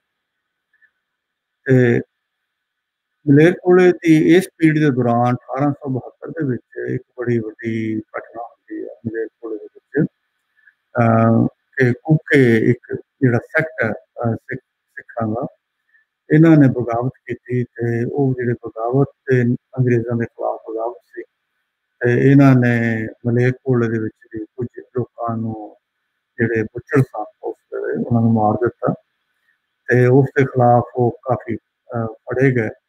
ਤੇ 69 ਦੇ ਕਰੀਬ ਉਹ ਲੋਕ ਜੋ ਸਨ, ਉਹਨਾਂ ਨੂੰ ਜਿਉਂਦਿਆਂ ਨੂੰ ਤੋਪ ਦੇ ਨਾਲ, ਬ੍ਰਿਟਿਸ਼ ਕਮਿਸ਼ਨਰ ਸਨ ਅੰਬਾਲਾ ਦੇ, ਉਹਨਾਂ ਦੇ ਹੁਕਮਾਂ ਦੇ ਉੱਤੇ ਤੋਪ ਦੇ ਨਾਲ ਉਡਾਇਆ ਗਿਆ। ਸੱਜੇ ਪਾਸੇ ਜਿਹੜੀ ਤੁਸੀਂ ਤਸਵੀਰ ਦੇਖਦੇ ਹੋ, ਇਹ ਉਹਨਾਂ ਦੀ ਯਾਦ ਦੇ ਵਿੱਚ ਬਾਅਦ ਦੇ ਵਿੱਚ ਸੰਨ 47 ਤੋਂ ਬਾਅਦ ਇਹ ਸਥਾਨ ਦੀ ਜਿਹੜੀ ਹੈ ਉਹ ਬਣਾਇਆ ਗਿਆ। ਤੇ ਦੂਸਰੀ ਜਿਹੜੀ ਗੱਲ ਬ੍ਰਿਟਿਸ਼ ਪੀਰੀਅਡ ਦੇ ਵਿੱਚ ਹੁੰਦੀ ਹੈ, ਉਹ ਇਹ ਹੈ ਕਿ ਨਵਾਬ ਦਾ ਜਿਹੜਾ ਨਵਾਂ ਮਹਿਲ ਹੈ, ਜਿਹਨੂੰ ਮੁਬਾਰਕ ਮੰਜ਼ਿਲ ਪੈਲਸ ਕਿਹਾ ਜਾਂਦਾ, ਉਹ ਬਣਦਾ। ਤੇ ਇਸੇ ਸਮੇਂ ਦੇ ਦੌਰਾਨ ਇਸ ਸ਼ਹਿਰ ਦਾ ਇੱਕ ਜਿਹੜਾ ਬੜਾ ਖੂਬਸੂਰਤ ਤੇ ਮਸ਼ਹੂਰ ਮੁੱਖ ਬਾਜ਼ਾਰ ਹੈ, ਮੋਤੀ ਬਾਜ਼ਾਰ, ਉਹ ਵੀ ਇਸੇ ਦੌਰਾਨ ਬਣਦਾ। ਤੇ ਬ੍ਰਿਟਿਸ਼ ਪੀਰੀਅਡ ਦੇ ਦੌਰਾਨ ਹੀ ਜਿਹੜਾ ਸ਼ਹਿਰ ਹੈ ਉਹ ਰੇਲ ਦੇ ਨਾਲ ਕਨੈਕਟ ਹੁੰਦਾ। ਇਹ ਜਿਹੜੀ ਤੁਸੀਂ ਸਲਾਈਡ ਤੁਸੀਂ ਦੇਖ ਰਹੇ ਹੋ, ਇਹ ਮਲੇਰਕੋਟਲੇ ਦਾ ਰੇਲਵੇ ਸਟੇਸ਼ਨ ਹੈ। 1947 ਦੇ ਵਿੱਚ ਜਦੋਂ ਪੰਜਾਬ ਦੀ ਵੰਡ ਹੁੰਦੀ ਹੈ ਤੇ ਮਲੇਰਕੋਟਲਾ ਰਿਆਸਤ ਹੈ ਜਿਹੜੀ ਉਹ ਹਿੰਦੁਸਤਾਨ ਦਾ ਹਿੱਸਾ ਬਣਦੀ ਹੈ। ਤੇ ਇਸ ਸਮੇਂ ਦੇ ਦੌਰਾਨ ਜਦੋਂ ਮੈਂ ਇਹ ਗੱਲ ਬੜੇ ਮਾਣ ਦੇ ਨਾਲ ਕਹਾਂਗਾ ਕਿ ਜਦੋਂ ਸੰਨ 47 ਦੇ ਵਿੱਚ ਪੰਜਾਬ ਦੇ ਵਿੱਚ ਭੁਚਾਲ ਆਇਆ, ਮੈਂ ਕਹਾਂਗਾ ਵੰਡ ਹੋਈ, ਭੁਚਾਲ ਆਇਆ ਇੱਕ ਤਰ੍ਹਾਂ ਦਾ, ਤੇ ਸਾਰਾ ਪੰਜਾਬ ਹਿੱਲ ਗਿਆ, ਕਤਲੋਗਾਰ, ਲੱਖਾਂ ਲੋਕ ਮਾਰੇ ਗਏ ਨੇ, ਜਿਹੜੇ ਨੇ, ਤੇ ਫੋਰਸਿਬਲੀ ਉਹਨਾਂ ਨੂੰ ਇੱਕ ਥਾਂ ਤੋਂ ਦੂਜੀ ਥਾਂ ਤੇ ਜਾਣਾ ਪਿਆ, ਉਜਾੜਾ ਹੋਇਆ ਪੰਜਾਬ ਦਾ। ਤਾਂ ਉਸ ਵੇਲੇ ਮਲੇਰਕੋਟਲੇ ਦੇ ਵਿੱਚ ਬੜੀ ਅਮਨੋ ਅਮਾਨ ਰਹੀ ਹੈ ਤੇ ਕਤਲੋਗਾਰਤ ਦਾ ਜਿਹੜਾ ਦੌਰ ਹੈ ਉਹ ਮਲੇਰਕੋਟਲਾ ਉਸ ਤੋਂ ਬਾਈ ਐਂਡ ਲਾਰਜ ਬਚਿਆ ਰਿਹਾ। ਤੇ ਉਸ ਦਾ ਜਿਹੜਾ ਮੇਨ ਕਾਰਨ ਸੀ, ਉਸ ਵੇਲੇ ਦਾ ਨਵਾਬ ਅਹਿਮਦ ਅਲੀ ਖਾਨ ਸਨ ਤੇ ਉਹਨਾਂ ਦੇ ਬੇਟੇ ਇਫਤਖਾਰ ਅਲੀ ਖਾਨ ਸਨ। ਉਹਨਾਂ ਨੇ ਰਲ ਕੇ ਦੋਨਾਂ ਨੇ ਹਰ ਪੋਸੀਬਲ ਜਿਹੜਾ ਕੋਸ਼ਿਸ਼ ਉਹਨਾਂ ਨੇ ਸੰਭਵ ਕੀਤੀ ਹੈ ਕਿ ਮਲੇਰਕੋਟਲੇ ਦੇ ਵਿੱਚ ਕੋਈ ਵੀ ਇਸ ਤਰ੍ਹਾਂ ਦੀ ਵਾਰਦਾਤ ਨਾ ਹੋਵੇ ਤੇ ਨਹੀਂ ਹੋਈ। ਤੇ ਇਸ ਦੇ ਪਿੱਛੇ ਮੈਨੂੰ ਇੱਕ ਜਿਹੜੀ ਗੱਲ ਹੈ ਉਹ ਦੂਸਰੀ ਇਹ ਵੀ ਲੱਗਦੀ ਹੈ ਕਿ ਅਪਾਰਟ ਫਰਾਮ ਕੇ, ਕਿਉਂਕਿ ਮਲੇਰਕੋਟਲਾ ਮੁਸਲਿਮ ਮੈਜੋਰਟੀ ਸ਼ਹਿਰ ਸੀ ਤੇ ਨਵਾਬ ਸੀ, ਉਹਨਾਂ ਦੀ ਆਪਣੀ ਇੱਕ ਛੋਟੀ ਫੌਜ ਵੀ ਸੀ। ਉਸ ਤੋਂ ਇਲਾਵਾ ਇੱਕ ਜਿਹੜਾ ਦੂਸਰਾ ਕਾਰਨ ਸੀ ਉਹ ਇਹ ਸੀ, ਜਿਸ ਤਰ੍ਹਾਂ ਪਹਿਲਾਂ ਗੱਲ ਕੀਤੀ ਕਿ ਸਿੱਖਾਂ ਦੇ ਵਿੱਚ ਇਸ ਘਰਾਣੇ ਦਾ ਬੜਾ ਸਤਿਕਾਰ ਹੈ ਤੇ ਸਿੱਖਾਂ ਦੇ ਮਨ ਦੇ ਵਿੱਚ ਇਹ ਸੀ ਕਿ ਅਸੀਂ ਮਲੇਰਕੋਟਲਾ ਰਿਆਸਤ ਅਤੇ ਕਿਸੇ ਬੰਦੇ ਦੇ ਉੱਤੇ ਅਸੀਂ ਆਪਣੇ ਵੱਲੋਂ ਜ਼ਿਆਦਤੀ ਨਹੀਂ ਕਰਦੇ। ਸੋ ਇਹ ਦੋ ਕਾਰਨਾਂ ਕਰਕੇ ਇਹ ਸ਼ਹਿਰ ਦੇ ਵਿੱਚ ਬੜਾ ਅਮਨ ਅਮਾਨ ਰਿਹਾ। ਬਾਕੀ ਇਹ ਵੀ ਮੰਨਿਆ ਜਾਂਦਾ ਵੀ ਇਹ ਸ਼ਹਿਰ ਨੂੰ, ਜਿਸ ਤਰ੍ਹਾਂ ਪਹਿਲਾਂ ਕਿਹਾ ਕਿ ਇਹ ਸ਼ਹਿਰ ਦੀ ਫਾਊਂਡੇਸ਼ਨ ਬਾਬਾ ਬਹਾਦਰ ਸ਼ਾਹ, ਜਿਹੜੇ ਆਪ ਖੁਦ ਰੱਬ ਦੇ ਬੰਦੇ ਸਨ, ਤੇ ਉਸ ਤੋਂ ਬਾਅਦ ਸੂਫੀ ਫਕੀਰ ਤੇ ਜਿਹੜੇ ਆਪਣੇ ਦੂਸਰੇ ਉਦਾਸੀ ਸੰਤਾਨ, ਉਹਨਾਂ ਦੇ ਕਰਕੇ, ਉਹਨਾਂ ਦੀ ਬਲੈਸਿੰਗ ਕਰਕੇ ਸ਼ਹਿਰ ਦੇ ਵਿੱਚ ਹਮੇਸ਼ਾ ਅਮਨ ਅਮਾਨ ਰਹੀ ਹੈ। ਤੇ 1947 ਦੇ ਵਿੱਚ ਜਦੋਂ ਪੰਜਾਬ ਦੇ ਵਿੱਚ ਬਾਕੀ ਚੜ੍ਹਦੇ ਪੰਜਾਬ ਦੇ ਵਿੱਚੋਂ ਬੜੀ ਵੱਡੀ ਗਿਣਤੀ ਦੇ ਵਿੱਚ ਲੋਕੀ ਲਹਿੰਦੇ ਪੰਜਾਬ ਵੱਲ ਸ਼ਿਫਟ ਕੀਤੇ ਨੇ, ਗਏ ਨੇ, ਤਾਂ ਮਲੇਰਕੋਟਲੇ ਤੋਂ ਬੜੇ ਥੋੜੇ ਲੋਕ ਸ਼ਿਫਟ ਕੀਤੇ ਨੇ ਪਰ ਬੜੇ ਥੋੜੇ ਨੇ।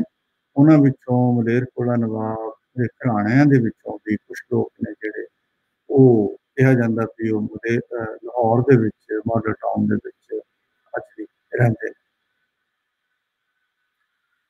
ਵੰਡ ਤੋਂ ਬਾਅਦ ਫਿਰ 1947 ਤੋਂ ਬਾਅਦ ਮਲੇਰਕੋਟਲਾ ਜਿਹੜੀ ਰਿਆਸਤ ਹੈ, ਇਸ ਨੂੰ ਪੈਪਸੂ ਇੱਕ ਨਵੀਂ ਸਟੇਟ ਬਣਾਈ ਸੀ, ਜਿਹਨੂੰ Patiala and east Punjab states union ਕਹਿੰਦੇ ਨੇ। ਪੈਪਸੂ 1950 ਦੇ ਵਿੱਚ ਉਹਦੇ 'ਚ ਮਰਜ ਕੀਤਾ ਗਿਆ ਤੇ ਉਸ ਤੋਂ ਬਾਅਦ ਉਹ ਸਟੇਟ ਹੈ ਜਿਹੜੀ ਪੈਪਸੂ, ਉਹ 1956 ਦੇ ਵਿੱਚ ਚੜ੍ਹਦੇ ਪੰਜਾਬ ਦੇ ਵਿੱਚ ਮਰਜ ਕੀਤੀ ਗਈ ਤੇ ਮਲੇਰਕੋਟਲਾ ਇੱਕ ਤਹਿਸੀਲ ਹੈੱਡਕੁਆਟਰ ਬਣ ਗਿਆ, ਜੋ ਅੱਜ ਵੀ ਸੰਗਰੂਰ ਜ਼ਿਲ੍ਹੇ ਦੀ ਇੱਕ ਤਹਿਸੀਲ ਹੈ। 1950 ਦੇ ਵਿੱਚ ਜਿਹੜਾ ਮਲੇਰਕੋਟਲਾ ਕਾਲਜ ਸੀ, ਉਹ ਗਵਰਨਮੈਂਟ ਕਾਲਜ ਮਲੇਰਕੋਟਲਾ ਬਣਾਇਆ ਗਿਆ ਤੇ ਇੱਥੇ BA ਤੱਕ ਦੀਆਂ ਜਿਹੜੇ ਕਲਾਸਿਸ ਨੇ ਉਹ ਸ਼ੁਰੂ ਹੋਈਆਂ। ਇਸ ਤੋਂ ਪਹਿਲਾਂ ਮਲੇਰਕੋਟਲਾ ਕਾਲਜ ਦੇ ਵਿੱਚ FA ਤੱਕ ਪੜ੍ਹਾਈ ਹੁੰਦੀ ਸੀ ਤੇ ਇਸੇ ਦੌਰਾਨ ਫਿਰ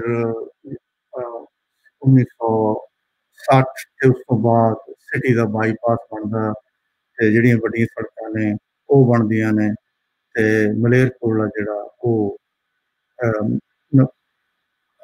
ਸੰਗਰੂਰ ਜ਼ਿਲ੍ਹੇ ਦਾ ਸਭ ਤੋਂ ਵੱਡਾ ਸ਼ਹਿਰ ਦਾ ਜਿਹੜਾ ਰੁਤਬਾ ਉਹ ਕੰਟੀਨਿਊ ਰੱਖਦਾ। ਇਸ ਸਲਾਈਡ ਦੇ ਵਿੱਚ ਜਿਹੜਾ ਤੁਸੀਂ ਦੇਖ ਰਹੇ ਹੋ, ਲਾਸਟ ਜਿਹੜੇ ਨਵਾਬ ਸਨ, ਨਵਾਬ ਇਫਤਖਾਰ ਅਲੀ ਖਾਨ, ਉਹਨਾਂ ਦੀ ਫੋਟੋ ਹੈ ਸੱਜੇ ਪਾਸੇ ਤੇ ਦੂਸਰੀ ਫੋਟੋ ਉਹਨਾਂ ਦੀ ਬੇਗਮ ਹੈ, ਜਿਹੜੀ ਉਹਨਾਂ ਦੀ ਫੋਟੋ ਹੈ।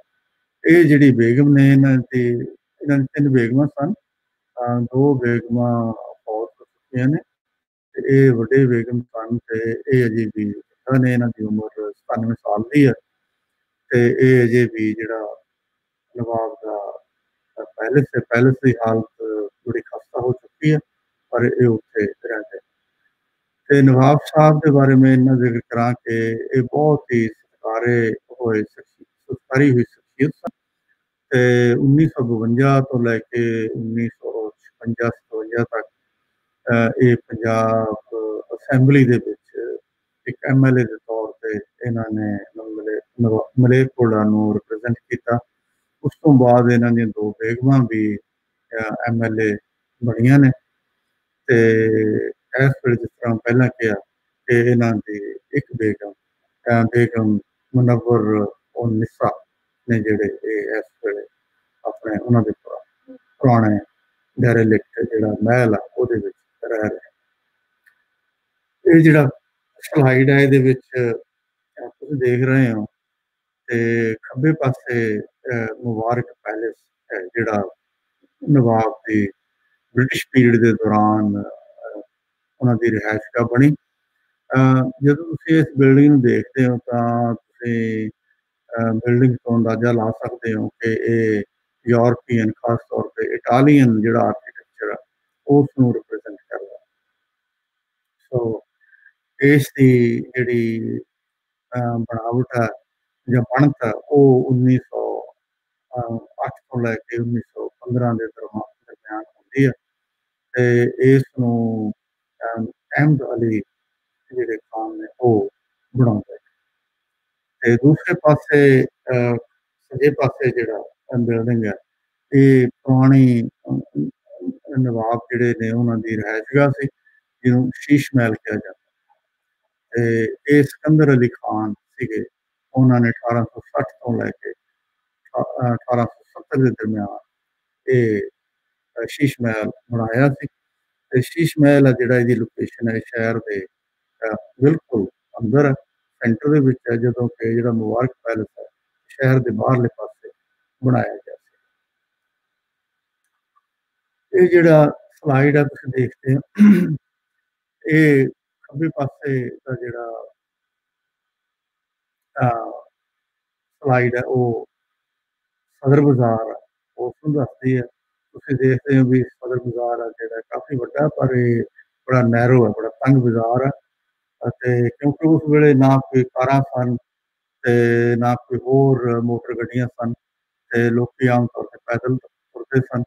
ਤੇ ਸ਼ਹਿਰ ਪੁਰਾਣੇ, ਚਾਹੇ ਉਹ ਲਾਹੌਰ ਦੇ ਤੁਸੀਂ ਦੇਖ ਲਓ ਤੇ ਚਾਹੇ ਅੰਮ੍ਰਿਤਸਰ ਦੇ ਦੇਖ ਲਓ, ਉਹ ਬੜੇ ਪੁਰਾਣੇ ਨੈਰੋ ਬਾਜ਼ਾਰ ਨੇ। ਤੇ ਸਦਰ ਬਾਜ਼ਾਰ ਮਲੇਰਕੋਟਲਾ ਦੀ ਉਸ ਤਰ੍ਹਾਂ ਦਾ ਇੱਕ ਪੁਰਾਣਾ ਪਰ ਕਾਫੀ ਲੰਮਾ ਬਾਜ਼ਾਰ। ਸੱਜੇ ਪਾਸੇ ਇੱਕ ਦੁਕਾਨ ਹੈ ਜਿਹੜੀ ਭਾਂਡਿਆਂ ਦਾ ਬਾਜ਼ਾਰ, ਭਾਂਡਿਆਂ ਵਾਲਾ ਬਾਜ਼ਾਰ ਹੈ, ਉਸ ਨੂੰ ਦੱਸਦੀ ਹੈ ਤੇ ਕਾਫੀ ਮਸ਼ਹੂਰ ਹੈ। ਮਲੇਰਕੋਟਲਾ ਦੇ ਜਿਹੜੇ ਬਣੇ ਭਾਂਡੇ ਨੇ, ਖਾਸ ਕਰਕੇ ਲੋਹੇ ਦੇ, ਇਹ ਬੜੇ ਦੂਰ ਦੂਰ ਤੱਕ ਜਾਂਦੇ ਨੇ। ਜਿਸ ਤਰ੍ਹਾਂ ਮੈਂ ਪਹਿਲਾਂ ਗੱਲ ਕੀਤੀ ਹੈ ਕਿ ਇਹ ਸਲਾਈਡ ਮੋਤੀ ਬਾਜ਼ਾਰ ਨੂੰ ਦੱਸਦੀ ਹੈ। ਮੋਤੀ ਬਾਜ਼ਾਰ ਹੈ ਜਿਹੜਾ ਉਹ ਇਹ ਸ਼ਹਿਰ ਦਾ ਵੱਡਾ ਤੇ ਖੁੱਲ੍ਹਾ ਬਾਜ਼ਾਰ ਹੈ। ਜਿਸ ਤਰ੍ਹਾਂ ਤੁਸੀਂ ਪਹਿਲਾਂ ਸਦਰ ਬਾਜ਼ਾਰ ਦੇਖਿਆ, ਬੜਾ ਤੰਗ ਬਾਜ਼ਾਰ ਹੈ, ਉਸ ਮੁਕਾਬਲੇ ਇਹ ਬਾਜ਼ਾਰ ਬੜਾ ਖੁੱਲ੍ਹਾ। ਤੇ ਇਹ ਬਾਜ਼ਾਰ 1901 ਤੋਂ ਲੈ ਕੇ 1915 ਦੇ ਦਰਮਿਆਨ ਬਣਿਆ ਦੱਸਿਆ ਜਾਂਦਾ। ਤੇ ਉਸ ਵੇਲੇ ਜਦੋਂ ਇਹ ਸ਼ਹਿਰ, ਜਿੱਦਾਂ ਤੁਸੀਂ ਪਹਿਲੀ ਗੱਲ ਇਹ ਹੈ ਵੀ ਸਲਾਈਡ ਦੇਖਦੇ ਹੋ ਤਾਂ ਇਸ ਬਾਜ਼ਾਰ ਦੇ ਬਾਰੇ ਮੇਨ ਗੱਲ ਇਹ ਹੈ ਕਿ ਇਹ ਬਾਜ਼ਾਰ ਦੇ ਵਿੱਚ ਜਿਹੜੀ ਇਮਾਰਤਾਂ ਸਨ ਉਹ ਸਾਰੀਆਂ ਇਕਸਾਰਤਾ ਸੀ, ਡਬਲ ਸਟੋਰੀ ਸੀ ਤੇ ਉੱਪਰ ਦਾ ਜਿਹੜਾ ਪੋਰਸ਼ਨ ਸੀਗਾ ਉਹ ਰਿਹਾਇਸ਼ੀ ਸੀ, ਅਜੇ ਵੀ ਰਿਹਾਇਸ਼ੀ ਹੈ, ਤੇ ਥੱਲੇ ਦੁਕਾਨਾਂ ਸਨ। ਇਹ ਬੜਾ ਪਲਾਨਡ ਸ਼ਹਿਰ ਸੀ, ਖੁੱਲ੍ਹਾ ਸੀ। ਬਿਲਡਿੰਗ ਕੰਟਰੋਲ ਉਸ ਵੇਲੇ ਦੇ ਨਵਾਬ ਨੇ ਲਾਗੂ ਕੀਤੇ ਸੀ ਤੇ ਬੜੀ ਮਸ਼ਹੂਰ ਹੈ। ਤੇ ਉਸ ਵੇਲੇ ਦੀ ਗੱਲ ਇਹ ਅਹਿਮਦ ਅਲੀ ਖਾਨ ਦੇ ਵੇਲੇ ਇਹ ਬਣਿਆ ਸੀ। ਤੇ ਉਹਨਾਂ ਨੇ ਇੱਕ ਹੋਰ ਸ਼ਹਿਰ ਵੀ ਉਹਨਾਂ ਦੇ ਨਾਂ ਅਹਿਮਦ ਅਲੀ ਖਾਨ ਉਹਨਾਂ ਨੇ ਬਣਾਇਆ ਸੀ। ਤੇ ਉਹਨਾਂ ਨੇ ਜਦੋਂ ਇਹ ਸ਼ਹਿਰ ਬਣਾਇਆ ਤਾਂ ਇੱਕ, ਜਿਹਨੂੰ ਅੱਜ ਕੱਲ੍ਹ ਅਸੀਂ ਪਬਲਿਕ ਪ੍ਰਾਈਵੇਟ ਪਾਰਟਨਰਸ਼ਿਪ ਦਾ ਨਾਮ ਦਿੰਦੇ ਹਾਂ, ਇਹ ਗੱਲ ਉਹਨਾਂ ਨੇ 1901 ਤੇ 1915 ਦੇ ਦਰਮਿਆਨ ਜਦੋਂ ਇਹ ਬਾਜ਼ਾਰ ਬਣਿਆ ਤੇ ਉਹ ਲਾਗੂ ਕੀਤੀ ਸੀ। ਕੀ ਸੀ ਉਹਨਾਂ ਨੇ ਕਿਹਾ ਸੀਗਾ ਕਿ ਜਿਹੜਾ ਨਕਸ਼ਾ ਹੈ ਉਹ ਮੇਰਾ ਚੱਲੇਗਾ ਤੇ ਜਿਹੜੀ ਜ਼ਮੀਨ ਹੈ ਉਹ ਵੀ ਮੇਰੀ ਹੈ ਤੇ ਬਣਾਓਗੇ ਤੁਸੀਂ ਤੇ ਪੈਸਾ ਤੁਸੀਂ ਲਾਓਗੇ ਤੇ ਜਦੋਂ ਇਮਾਰਤ ਬਣ ਗਈ ਇਹ ਇਮਾਰਤ ਤੁਹਾਡੀ। ਸੋ ਇਸ ਕਰਕੇ ਉਹਨਾਂ ਨੇ ਜਿਹੜੀ ਪਬਲਿਕ ਪ੍ਰਾਈਵੇਟ ਪਾਰਟਨਰਸ਼ਿਪ ਆ ਉਹ ਅੱਜ ਤੋਂ ਕਿੰਨੇ ਸਾਲ ਪਹਿਲਾਂ ਯਾਨੀ 1901 ਤੇ 1915 ਦੇ ਦਰਮਿਆਨ ਉਹ ਲਾਗੂ ਕਰਕੇ ਇਹ ਸ਼ਹਿਰ ਇਹ ਸੌਰੀ ਇਸ ਬਾਜ਼ਾਰ ਦੀ ਉਹਨਾਂ ਨੇ ਤੇ ਜਿਸ ਤਰ੍ਹਾਂ ਮੈਂ ਪਹਿਲਾਂ ਕਿਹਾ ਕਿ ਇਹ ਸ਼ਹਿਰ ਦੇ 5 ਦਰਵਾਜ਼ੇ ਨੇ। ਵੱਡਾ ਦਰਵਾਜ਼ਾ ਜਿਹੜਾ ਮੈਂ ਤੁਹਾਨੂੰ ਪਹਿਲਾਂ ਆਲਰੇਡੀ ਦਿਖਾ ਚੁੱਕਾ ਉਹ ਸਰਹੰਦੀ ਗੇਟ ਹੈ। ਉਸ ਤੋਂ ਇਲਾਵਾ ਜਿਹੜੇ ਦੂਸਰੇ ਗੇਟ ਨੇ ਉਹ ਸ਼ੇਰਵਾਨੀ ਗੇਟ ਹੈ, ਇਹਨੂੰ ਕੇਲੋਂ ਗੇਟ ਵੀ ਕਹਿੰਦੇ ਨੇ, ਤੇ ਦੂਸਰਾ ਦਿੱਲੀ ਗੇਟ ਹੈ। ਤੇ ਜਿਸ ਤਰ੍ਹਾਂ ਤੁਸੀਂ ਦੇਖੋਗੇ ਇਹ ਜਿਹੜੇ ਗੇਟ ਨੇ ਦਰਵਾਜ਼ੇ ਨੇ ਇਹਨਾਂ ਦੀ ਦੁਬਾਰਾ ਮੁਰੰਮਤ ਹੋਈ ਹੈ, ਰੈਨੋਵੇਟ ਕੀਤਾ ਤੇ ਦਿੱਲੀ ਗੇਟ ਦੀ ਇਮਾਰਤ ਜਿਹੜੀ ਹੈ ਮੁਰੰਮਤ ਉਹ ਵੈਸੇ ਅਜੇ ਵੀ ਚੱਲ ਰਹੀ ਹੈ।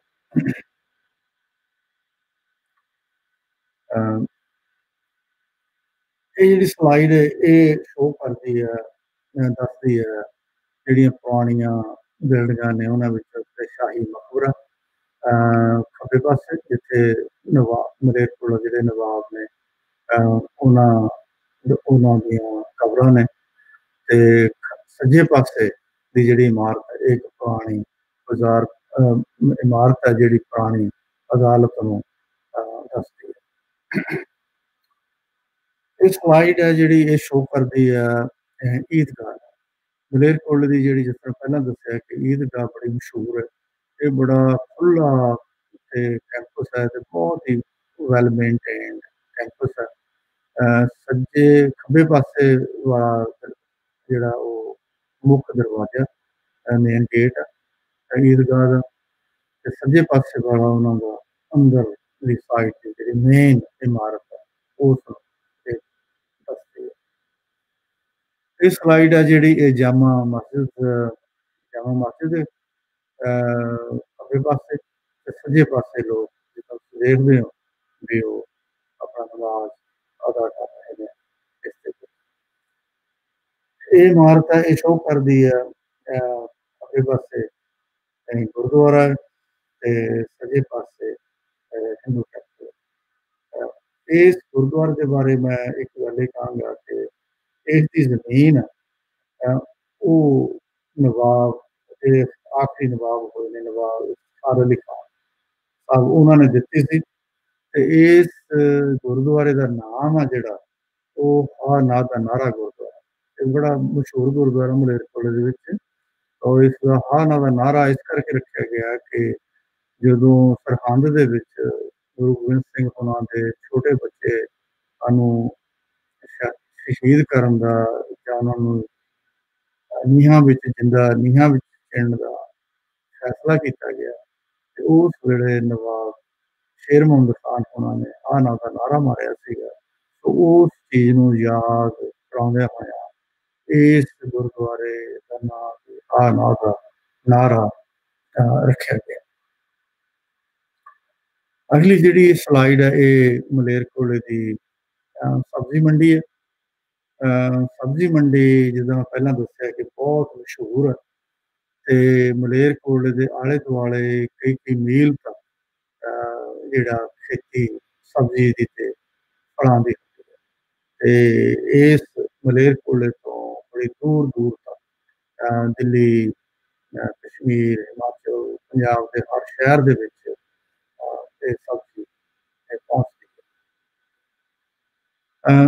ਇਹ ਸਲਾਈਡ ਹੈ ਇਹ ਮੈਂ ਕੋਸ਼ਿਸ਼ ਕੀਤੀ ਦੱਸਣ ਦੀ ਵੀ ਇਹ ਸ਼ਹਿਰ ਦਾ ਜਿਹੜਾ ਬਿਜ਼ਨਸ ਆ ਟ੍ਰੇਡ ਹੈ ਖੱਬੇ ਪਾਸੇ ਦੀ ਜਿਹੜੀ ਆ ਮਲੇਰਕੋਟਲਾ ਦੇ ਮੋਤੀ ਬਾਜ਼ਾਰ ਦੀ ਇੱਕ ਦੁਕਾਨ ਦੀ ਫੋਟੋ ਤੇ ਸੱਜੇ ਪਾਸੇ ਜਿੱਦਾਂ ਪਹਿਲਾਂ ਮੈਂ ਦੱਸਿਆ ਸੀ ਕਿ ਇੱਥੇ ਕਢਾਈ ਦਾ ਕਾਫੀ ਕੰਮ ਹੁੰਦਾ ਉਹ ਸ਼ੋਅ ਕਰਦੀ ਤੇ ਇਹ ਸਲਾਈਡ ਇੰਡਸਟਰੀ ਜਿਹੜੀ ਪ੍ਰੋਡਕਟਸ ਨੇ ਉਹ ਦੱਸਦੀ ਹੈ ਕਿਉਂਕਿ ਇੱਥੇ ਕਾਫੀ ਸਟੀਲ ਦੀ ਇੰਡਸਟਰੀ ਕਾਫੀ ਮਸ਼ਹੂਰ ਹੈ ਤੇ ਟੈਕਸਟਾਈਲ ਇੰਡਸਟਰੀ ਵੀ ਕਾਫੀ ਹੈ। दोनों स्लाइड्स ने ਜਿਹੜੀਆਂ ਉਹ ਇਹਦਾ ਇੰਡਸਟਰੀਅਲ ਬੇਸ ਹੈ ਜਿਹੜਾ ਮਲੇਰਕੋਟਲੇ ਦਾ ਉਸ ਨੂੰ ਬਿਆਨ ਕਰਦਾ। ਮਲੇਰਕੋਟਲਾ ਸ਼ਹਿਰ ਆ ਜਿਹੜਾ ਉਹ ਇੱਕ ਵਿਦਿਆ ਦਾ ਵੀ ਕਾਫੀ ਵੱਡਾ ਕੇਂਦਰ ਕਾਫੀ ਸਕੂਲ ਨੇ ਤੇ ਵੱਡਾ ਸਭ ਤੋਂ ਜ਼ਿਆਦਾ ਮਸ਼ਹੂਰ ਗਵਰਨਮੈਂਟ ਕਾਲਜ ਹੈ ਜਿੱਥੇ ਅੱਜ ਕੱਲ੍ਹ MA ਤੱਕ ਦੀ ਪੜ੍ਹਾਈ ਹੁੰਦੀ ਹੈ। ਸੋ ਖੱਬੇ ਪਾਸੇ ਗਵਰਨਮੈਂਟ ਕਾਲਜ ਮਲੇਰਕੋਟਲਾ। ਮੈਨੂੰ ਮਾਣ ਹੈ ਵੀ ਮੈਂ ਇਸ ਕਾਲਜ ਦੇ ਵਿੱਚ 4 ਸਾਲ ਪੜ੍ਹ ਕੇ ਆਪਣੀ BA ਦੀ ਡਿਗਰੀ ਇਸ ਕਾਲਜ ਤੋਂ ਮੈਂ ਹਾਸਲ ਕੀਤੀ। ਸੱਜੇ ਪਾਸੇ ਦਾ ਜਿਹੜੀ ਬਿਲਡਿੰਗ ਹੈ ਉਹ ਇਸਲਾਮੀਆ ਗਰਲ ਸਕੂਲ ਹੈ ਜਿੱਥੇ ऐसे नाम इस्लामिया पर हर तरह के ਜਿਹੜੇ ਬੱਚੇ ਨੇ ਹਰ ਧਰਮ ਦੇ ਇੱਥੇ ਪੜ੍ਹਦੇ ਨੇ। ਜਿਸ ਤਰ੍ਹਾਂ ਮੈਂ ਪਹਿਲਾਂ ਗੱਲ ਕੀਤੀ ਸੀ ਕਿ ਮਲੇਰਕੋਟਲਾ ਕਲਚਰਲ ਸੈਂਟਰ ਵੀ ਹੈ ਤੇ ਇੱਥੇ ਦੇ ਕਵਾਲ ਨੇ ਜਿਹੜੇ ਉਹ ਬੜੇ ਮਸ਼ਹੂਰ ਨੇ। ਬੜੀ ਦੂਰ ਦੂਰ ਤੱਕ ਮਲੇਰਕੋਟਲੇ ਦੇ ਜਿਹੜੇ ਕਵਾਲ ਨੇ ਉਹਨਾਂ ਨੂੰ ਸੱਦਿਆ ਜਾਂਦਾ ਹੈ ਤੇ ਲੋਕੀ ਉਹਨਾਂ ਦੀ ਕਵਾਲੀ ਦਾ ਆਨੰਦ ਮਾਣਦੇ ਨੇ। ਇਸ ਸਲਾਈਡ ਦੇ ਵਿੱਚ ਜਿਹੜੀਆਂ 2 ਸਲਾਈਡਸ ਨੇ ਇਹ ਸਲਾਈਡ ਤੇ ਅਗਲੀ ਸਲਾਈਡ ਇਹਨਾਂ ਦੇ ਵਿੱਚ ਮੈਂ ਮਲੇਰਕੋਟਲਾ ਦੀਆਂ ਜਿਹੜੀਆਂ ਪ੍ਰਮੁੱਖ ਸ਼ਖਸੀਅਤਾਂ ਨੇ ਅਜ਼ੀਮ ਸ਼ਖਸੀਅਤਾਂ ਨੇ ਮੈਂ ਉਹਨਾਂ ਦੀ ਗੱਲ ਕਰਨ ਦੀ ਕੋਸ਼ਿਸ਼ ਕੀਤੀ ਹੈ। ਸਭ ਤੋਂ ਪਹਿਲਾਂ ਨੇ ਨੂਰ ਮੁਹੰਮਦ ਖਿਲਜੀ ਜਿਹੜੇ ਖੱਬੇ ਪਾਸੇ ਤੁਸੀਂ ਦੇਖਦੇ ਹੋ ਉਹ ਆਪਣੇ ਵਾਈਫ ਦੇ ਨਾਲ ਬੈਠੇ ਨਜ਼ਰ ਆ ਰਹੇ ਨੇ। ਨੂਰ ਮੁਹੰਮਦ ਖਿਲਜੀ ਨੇ ਜਿਹੜੇ ਇਹ ਬੜੇ ਸੋਸ਼ਲ ਵਰਕਰ ਰਹੇ ਨੇ ਤੇ ਫਰੀडम ਫਾਈਟਰ ਵੀ ਰਹੇ ਨੇ। ਇਹਨਾਂ ਦਾ ਜਨਮ ਮਲੇਰਕੋਟਲਾ ਦੇ ਲਾਗੇ ਇੱਕ ਪਿੰਡ ਹੈ ਗੁਜਰਵਾਲ ਉੱਥੇ ਹੋਇਆ ਸੀ ਤੇ ਇਹ ਬੜੀ ਛੋਟੀ ਉਮਰ 17 ਸਾਲ ਦੀ ਉਮਰ ਤੋਂ ਇਹ ਆਜ਼ਾਦੀ ਦੀ ਲੜਾਈ ਵਿੱਚ ਸ਼ਾਮਲ ਹੋ ਗਏ। ਇਹਨਾਂ ਨੇ ਲੁਧਿਆਣੇ ਦੇ ਵਿੱਚ ਇੱਕ ਆਲ ਇੰਡੀਆ ਲੈਵਲ ਦੇ ਉੱਤੇ ਕਾਨਫਰੰਸ ਕੀਤੀ ਜਿਹਦੇ ਵਿੱਚ ਪੰਡਿਤ ਨਹਿਰੂ ਤੇ ਸ਼ੇਖ ਅਬਦੁੱਲਾ ਵੀ ਆਏ ਸਨ ਤੇ ਉਸ ਤੋਂ ਇਹਨਾਂ ਦੀਆਂ ਆਜ਼ਾਦੀ ਅੰਗਰੇਜ਼ਾਂ ਦੇ ਖਿਲਾਫ ਤਕਰੀਰਾਂ ਕਰਕੇ ਤੇ ਕੰਮਾਂ ਕਰਕੇ ਤੇ ਇਹਨਾਂ ਨੂੰ ਅੰਗਰੇਜ਼ਾਂ ਨੇ ਕੈਦ ਵੀ ਕੀਤਾ ਤੇ ਇਹ 3 ਸਾਲ ਇਹਨਾਂ ਜੇਲ੍ਹ ਦੀ ਸਜ਼ਾ ਵੀ ਹੋਈ ਤੇ ਸਜ਼ਾ ਦੇ ਦੌਰਾਨ ਇਹ ਕਈ ਥਾਵਾਂ ਤੇ ਜੇਲ੍ਹ ਵਿੱਚ ਰਹੇ ਜਿਨ੍ਹਾਂ ਵਿੱਚ ਲੈਲਪੁਰ ਵੀ ਸ਼ਾਮਲ ਹੈ।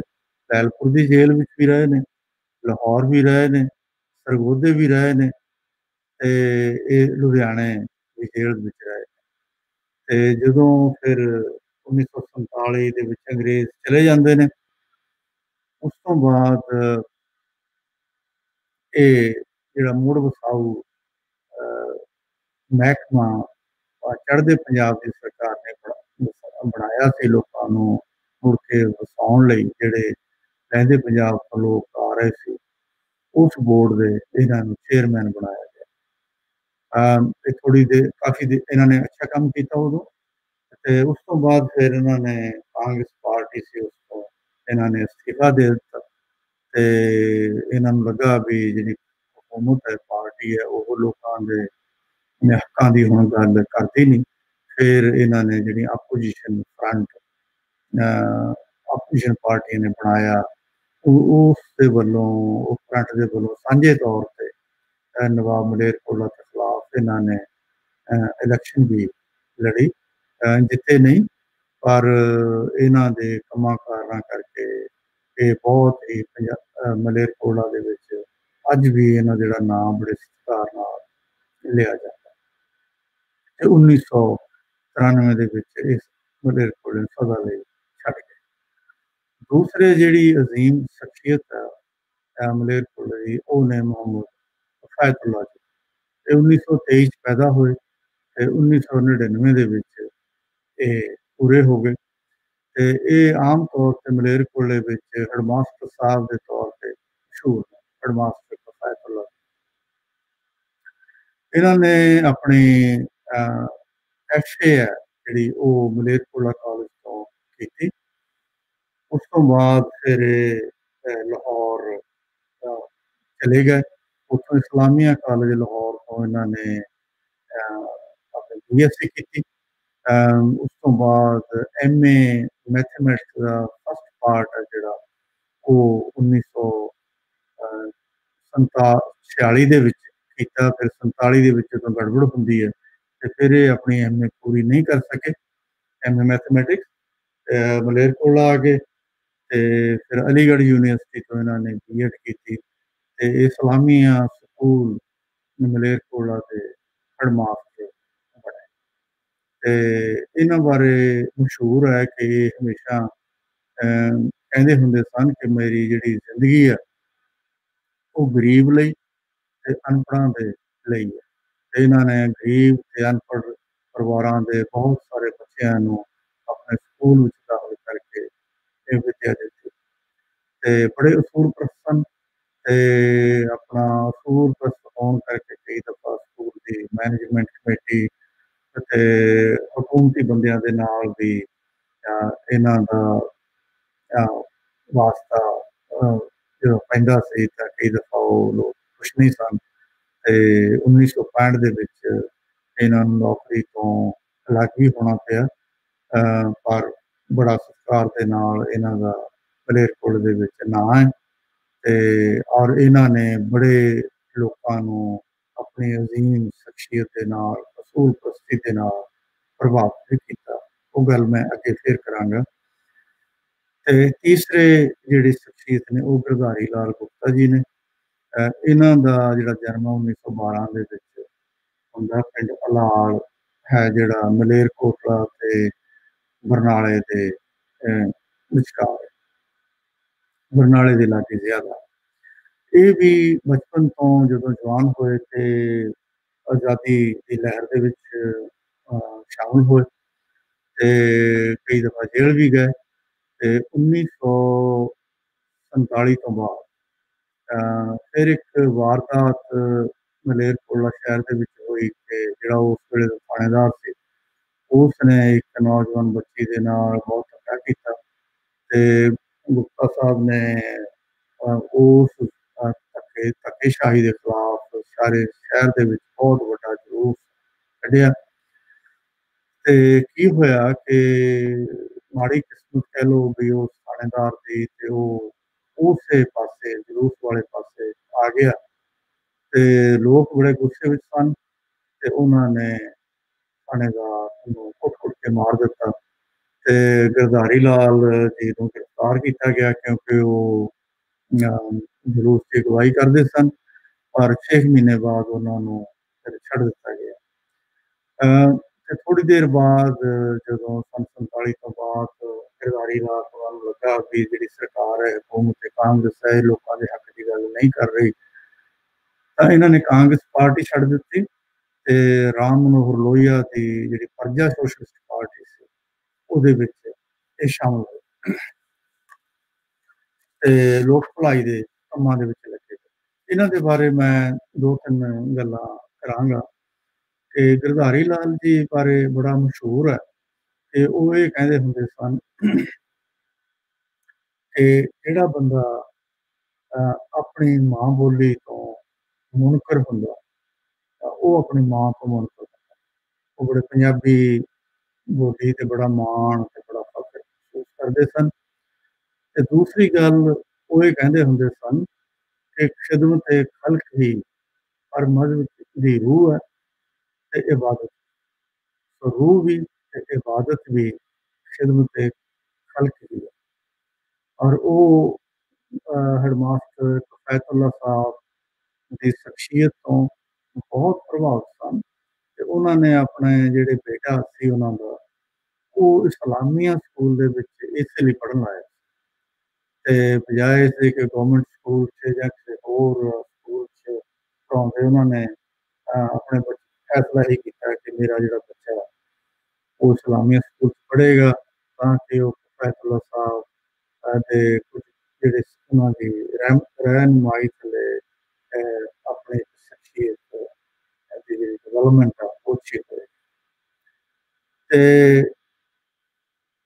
ਮੈਂ ਇਸ ਤੋਂ ਇਲਾਵਾ ਜਿਹੜੀ ਇੱਕ ਹੋਰ ਗੱਲ ਜਿਹੜੀ ਨੈਕਸਟ ਸਲਾਈਡ ਹੈ ਉਹ ਮੈਂ ਥੋੜ੍ਹਾ ਜਿਹਾ ਬਰੀਫਲੀ ਦੱਸਾਂਗਾ ਕਿ ਜਿਹੜੀ ਇਹਨਾਂ ਤਿੰਨਾਂ ਸਲਾਈਡ ਦੇ ਵਿੱਚੋਂ ਜਿਹੜੀ ਤੁਸੀਂ ਸੈਂਟਰ ਦੇ ਵਿੱਚ ਦੇਖਦੇ ਹੋ ਉਹ ਹੈ ਤੇਜਾ ਸਿੰਘ ਸੁਤੰਤਰ। ਤੇਜਾ ਸਿੰਘ ਸੁਤੰਤਰ ਨੇ ਜਿਹੜੇ ਇਹ ਕਿਰਤੀ ਕਿਸਾਨ ਪਾਰਟੀ ਜਿਹੜੀ ਸਾਂਝੇ ਪੰਜਾਬ ਦੇ ਵਿੱਚ ਹੁੰਦੀ ਸੀ, ਇਹ ਉਹਦੇ ਬਾਨੀਆਂ ਵਿੱਚੋਂ ਨੇ।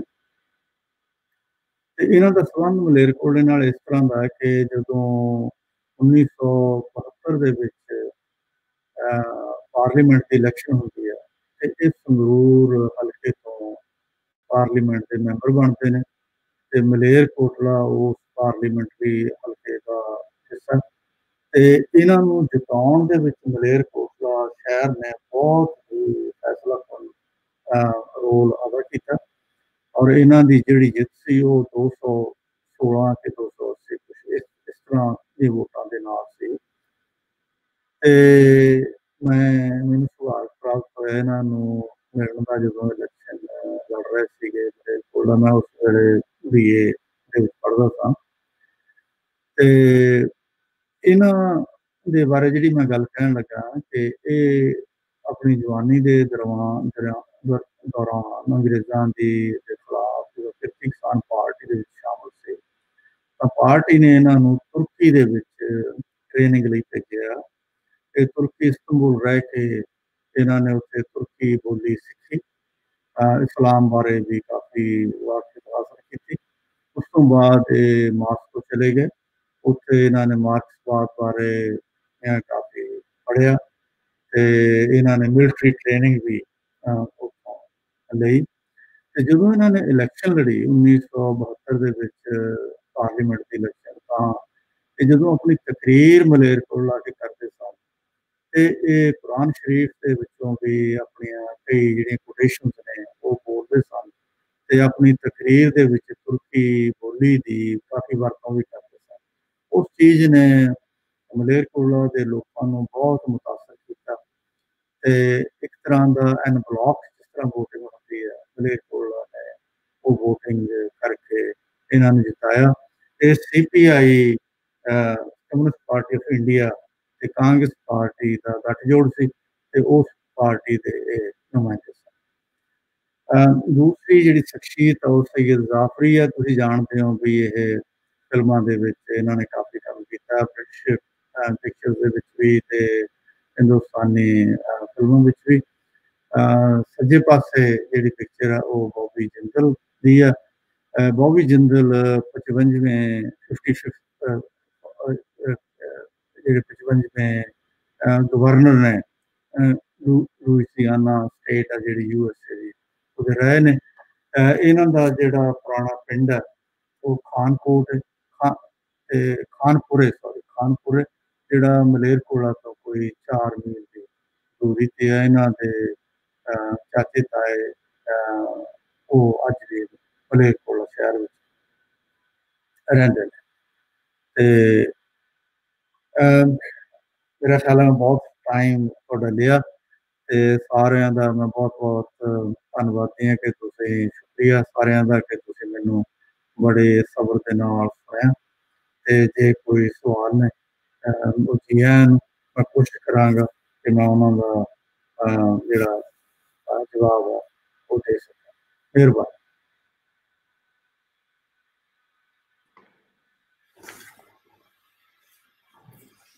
ਜੀ ਸਰ, ਬਹੁਤ ਸ਼ੁਕਰੀਆ। ਬੜਾ ਮਜ਼ੇਦਾਰ ਲੈਕਚਰ ਸੀ, ਸਾਰਾ ਮਲੇਰਕੋਟਲਾ ਸੀ ਤੁਹਾਡੇ ਰਾਹੀਂ ਘੁੰਮਿਆ।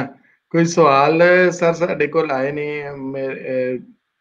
ਇੱਕ ਤੇ ਸਵਾਲ ਪ੍ਰੋਫੈਸਰ ਸੁਖਮਨੀ ਬੱਲ ਹੋਰਾਂ ਵੱਲੋਂ ਹੈ ਕਿ ਨਾਮਦਾਰੀ ਇਸ ਇਲਾਕੇ ਵਿੱਚ ਲੁਧਿਆਣਾ ਵਿੱਚੋਂ ਹੈ ਸੀ ਕਿ ਮਲੇਰਕੋਟਲਾ ਦੇ ਹੀ ਵਾਸੀ ਸਨ? ਨਹੀਂ, ਇਹ ਜੀ ਇਹ ਮਲੇਰਕੋਟਲਾ ਦੇ ਵਾਸੀ ਨਹੀਂ ਸਨ। ਮਲੇਰਕੋਟਲਾ ਦੇ ਲਾਗੇ ਪਿੰਡ ਹੈ ਇੱਕ ਭੈਣੀ, ਤੇ ਜਿਹੜਾ ਅੱਜ ਕੱਲ ਲੁਧਿਆਣਾ ਚੰਡੀਗੜ੍ਹ ਸੜਕ ਦੇ ਉੱਤੇ ਹੈ, ਥੋੜਾ ਜਿਹਾ ਹਟਵਾ 2 ਮੀਲ, ਉਹ ਭੈਣੀ ਹੈ ਜਿਹੜਾ ਉਹ ਅੱਜ ਵੀ ਨਾਮਧਾਰੀਆਂ ਦਾ ਬਹੁਤ ਵੱਡਾ ਸੈਂਟਰ ਹੈ। ਤੇ ਉਸ ਵੇਲੇ ਬਾਬਾ ਰਾਮ ਸਿੰਘ ਇਹਨਾਂ ਦੇ ਮੁਖੀ ਸਨ ਤੇ ਉਹਨਾਂ ਨੇ ਅੰਗਰੇਜ਼ਾਂ ਦੇ ਖਿਲਾਫ ਇੱਕ ਮੁਹਿੰਮ ਚਲਾਈ ਸੀ। ਉਹਨਾਂ ਨੇ ਆਪਣਾ ਪੋਸਟ ਆਫਿਸ ਤੇ ਹੋਰ ਬੜਾ ਕੁਝ ਆਪਣਾ ਹੀ ਕੀਤਾ ਹੋਇਆ ਸੀ ਤੇ ਉਹਨਾਂ ਨੇ ਬਾਈਕਾਟ ਕੀਤਾ ਸੀ ਅੰਗਰੇਜ਼ਾਂ ਦੀ ਹਰ ਸਿਸਟਮ ਦਾ। ਤੇ ਲੇਕਿਨ ਇਹਨਾਂ ਦੇ ਵਿੱਚ ਜਿਹੜੇ ਕੁਛ ਤੇ ਅੰਗਰੇਜ਼ ਹਕੂਮਤ ਚਾਹੁੰਦੀ ਸੀ ਵੀ ਅਸੀਂ ਇਹਨਾਂ ਨੂੰ ਖਤਮ ਕਰੀਏ, ਤੇ ਇਹਨਾਂ ਨੇ ਇੱਕ ਮੌਕਾ ਇਹ ਦਿੱਤਾ ਕਿ ਮਲੇਰਕੋਟਲਾ ਤੇ ਅੰਮ੍ਰਿਤਸਰ ਦੇ ਜਿਹੜੇ ਉਸ ਵੇਲੇ ਦੇ ਬੁੱਚੜ ਸਨ, ਇਹਨਾਂ ਨੇ ਉਹਨਾਂ ਤੇ ਹਮਲਾ ਕੀਤਾ ਤੇ ਉਹਦੇ ਵਿੱਚ ਕੁਛ ਲੋਕ ਇਹਨਾਂ ਨੇ ਮਾਰ ਦਿੱਤੇ। ਉਸ ਤੋਂ ਫਿਰ ਜਿਹੜਾ ਸਰਕਾਰ ਨੂੰ ਇੱਕ ਤਰ੍ਹਾਂ ਦਾ ਬਹਾਨਾ ਮਿਲ ਗਿਆ ਅੰਗਰੇਜ਼ ਗਵਰਨਮੈਂਟ ਨੂੰ ਬਈ ਇਹਨਾਂ ਨੂੰ ਕੁਚਲਣ ਬੇਸਿਕਲੀ। ਸ਼ਾਰਟ ਆਨਸਰ ਇਹ ਹੈ ਵੀ ਨਹੀਂ, ਇਹ ਲੋਕਲ ਮੁਕਾਮੀ ਲੋਕ ਨਹੀਂ ਸਨ, ਇਹ ਭੈਣੀ ਜਿਹੜਾ ਇਹਨਾਂ ਦਾ ਮੇਨ ਸੈਂਟਰ ਆ ਇਹ ਉੱਥੋਂ ਆਏ ਸਨ ਜਾਂ ਹੋਰ ਆਲੇ ਦੁਆਲੇ ਦੇ ਇਲਾਕਿਆਂ ਤੋਂ, ਇਹ ਮੁਕਾਮੀ ਲੋਕ ਨਹੀਂ ਸਨ।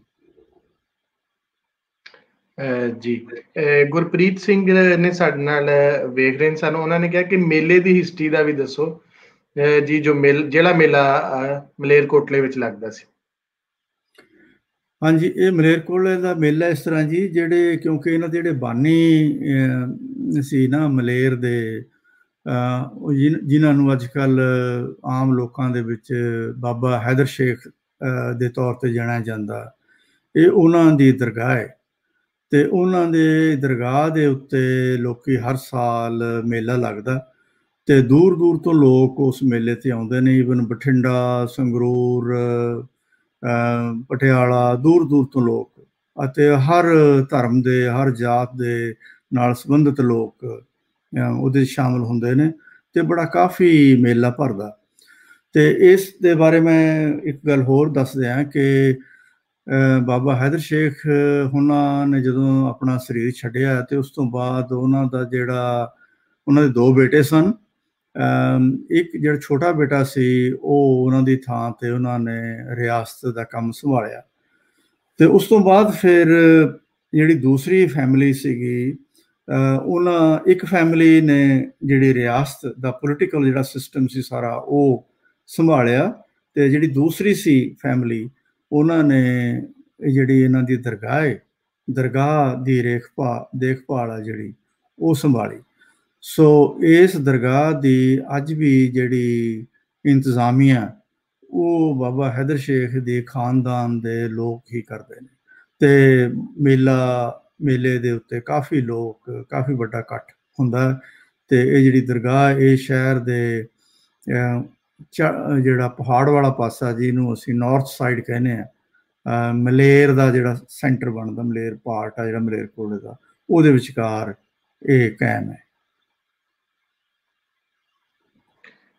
ਪ੍ਰੋਫੈਸਰ ਸੁਖਦੇਵ ਸੋਲ ਹੋਰੀ ਨੇ ਸਾਡੇ ਨਾਲ, ਉਹਨਾਂ ਨੇ ਪੁੱਛਿਆ ਕਿ which of these cities, Ludhiana and Sangrur, affected the growth of Maleerkotla? ਫਿਰ ਸਵਾਲ ਫਿਰ ਕਰਨਾ ਜੀ। ਸਰ ਉਹਨਾਂ ਦਾ ਸਵਾਲ ਹੈ ਕਿ which of these cities, Ludhiana and Sangrur, affected the growth of Maleerkotla? ਅੱਛਾ, ਮਲੇਰਕੋਟਲੇ ਦੀ ਜਿਹੜੀ ਗਰੋਥ ਹੈ ਉਹਦੇ ਤੇ ਲੁਧਿਆਣੇ ਦਾ ਜ਼ਿਆਦਾ ਅਸਰ ਹੈ। ਜਿਹੜਾ ਲੁਧਿਆਣੇ ਦਾ ਅਸਰ ਹੈ ਇਹ ਕਿਉਂਕਿ ਸ਼ਹਿਰਾਂ ਦੇ, ਜਦੋਂ ਆਪਾਂ ਸ਼ਹਿਰਾਂ ਦੇ ਸੰਬੰਧ ਇੱਕ ਦੂਸਰੇ ਦੇ ਨਾਲ ਦੇਖਦੇ ਹਾਂ, ਖਾਸ ਤੌਰ ਤੇ ਡਿਵੈਲਪਮੈਂਟ ਦੇ ਪੱਖ ਤੋਂ, ਉਹ ਦੋ ਤਰ੍ਹਾਂ ਦੇ ਹੋ ਸਕਦੇ ਨੇ। ਇੱਕ ਹੈ ਕਿ ਤੁਸੀਂ ਪੋਜ਼ੀਟਿਵਲੀ ਕੋਈ ਸ਼ਹਿਰ ਦੂਸਰੇ ਨੂੰ ਇਫੈਕਟ ਕਰਦਾ ਤੇ ਜਾਂ ਉਹਨੂੰ ਨੈਗੇਟਿਵਲੀ ਇਫੈਕਟ ਕਰਦਾ। ਮੈਂ ਇਹ ਸਮਝਦਾ ਹਾਂ ਕਿ ਜਿਹੜਾ ਮਲੇਰਕੋਟਲਾ ਦਾ ਜਿਹੜਾ ਸੰਬੰਧ ਹੈ ਉਹ ਜ਼ਿਆਦਾ ਲੁਧਿਆਣੇ ਦੇ ਨਾਲ ਹੈ, ਕਿਉਂਕਿ ਲੁਧਿਆਣਾ ਕਾਫੀ ਵੱਡਾ ਸ਼ਹਿਰ ਹੈ ਤੇ ਮਲੇਰਕੋਟਲੇ ਦਾ ਜਿਹੜਾ ਪ੍ਰੋਡਕਟ ਹੈ, ਜਿਹੜਾ ਚਾਹੇ ਉਹ ਇੰਡਸਟਰੀਅਲ ਪ੍ਰੋਡਕਟ ਹੈ ਤੇ ਚਾਹੇ ਦੂਸਰੇ ਜਿਹੜਾ ਬਿਜ਼ਨਸ ਹੈ, ਉਹਦਾ ਸੰਬੰਧ ਮਲੇਰਕੋਟਲੇ ਦਾ ਲੁਧਿਆਣੇ ਦੇ ਨਾਲ ਜ਼ਿਆਦਾ। ਤੇ ਲੁਧਿਆਣੇ ਨੇ ਮਲੇਰਕੋਟਲੇ ਨੂੰ ਮੈਂ ਇਹ ਸਮਝਦਾ ਵੀ ਓਵਰਆਲ ਪੋਜ਼ਿਟਿਵਲੀ ਉਸਾਰੂ ਢੰਗ ਦੇ ਨਾਲ ਹੀ ਆਪਣਾ ਅਸਰ ਪਾਇਆ, ਚਾਹੇ ਉਹ ਇਨਪੁਟ ਹੈ ਤੇ ਚਾਹੇ ਉਹ ਆਊਟਪੁੱਟ ਦੀ ਗੱਲ ਹੈ। ਸੋ ਪ੍ਰੋਕਸੀਮਿਟੀ ਹੈ ਜਿਹੜੀ ਮਲੇਰਕੋਟਲੇ ਦੀ ਲੁਧਿਆਣੇ ਦੇ ਕੋਲ ਹੋਣ ਨਾਲ ਉਹ ਪੋਜ਼ਿਟਿਵਲੀ ਮਲੇਰਕੋਟਲੇ ਦੀ ਤਰੱਕੀ ਦੇ ਉੱਤੇ ਉਹਦਾ ਅਸਰ ਹੈ। ਸੰਗਰੂਰ ਉਸ ਦੇ ਮੁਕਾਬਲੇ ਇੱਕ ਛੋਟਾ ਸ਼ਹਿਰ ਹੈ, ਚਾਹੇ ਉਹ ਡਿਸਟ੍ਰਿਕਟ ਹੈੱਡਕੁਆਟਰ ਹੈ ਔਰ ਉਹ ਰਿਲੇਟਿਵਲੀ ਛੋਟਾ ਸ਼ਹਿਰ ਹੈ। ਤੇ ਮਲੇਰਕੋਟਲੇ ਦੇ ਜਿਹੜੇ ਵਪਾਰਕ ਜਾਂ ਸੰਬੰਧ ਨੇ, ਟ੍ਰੇਡ ਜਾਂ ਬਿਜ਼ਨਸ ਜਾਂ ਇੰਡਸਟਰੀਅਲ ਜਿਹੜੇ ਰਿਲੇਸ਼ਨਸ ਨੇ, ਉਹ ਸੰਗਰੂਰ ਦੇ ਨਾਲ ਇੰਨੇ ਨਹੀਂ ਜਿੰਨੇ ਉਸ ਦੇ ਲੁਧਿਆਣੇ ਦੇ ਨਾਲ ਨੇ। ਜੀ ਸਰ। ਸਰ ਕੋਈ ਗਵਰਨਮੈਂਟ ਨੇ ਕੋਈ ਇੰਸਟੀਚਿਊਟ ਨਵਾਬ ਸਾਹਿਬ ਹੋਰਾਂ ਦੇ ਮਲੇਰਕੋਟਲਾ ਦੇ ਜਿਹੜੇ ਸਨ ਉਹਨਾਂ ਵਾਸਤੇ ਕੋਈ ਮੈਮੋਰੀਅਲ ਇੰਸਟੀਚਿਊਟ ਵਗੈਰਾ ਕੋ ਉਹਨਾਂ ਦੇ ਨਾਮ ਤੋਂ ਕੋਈ ਸ਼ੈ ਬਣਾਈ ਉੱਥੇ? ਗਵਰਨਮੈਂਟ ਨੇ ਪੰਜਾਬੀ ਯੂਨੀਵਰਸਿਟੀ ਪਟਿਆਲਾ ਨੇ ਜਿਹੜੇ ਨਵਾਬ ਸ਼ੇਰ ਮੁਹੰਮਦ ਸਾਹਿਬ ਨੇ ਉਹਨਾਂ ਦੀ ਯਾਦ ਦੇ ਵਿੱਚ ਗਵਰਨਮੈਂਟ ਕਾਲਜ ਮਲੇਰਕੋਟਲਾ ਦੇ ਵਿੱਚ ਇੰਸਟੀਚਿਊਟ ਆਫ ਐਡਵਾਂਸ ਸਟੱਡੀ ਬਣਾਇਆ।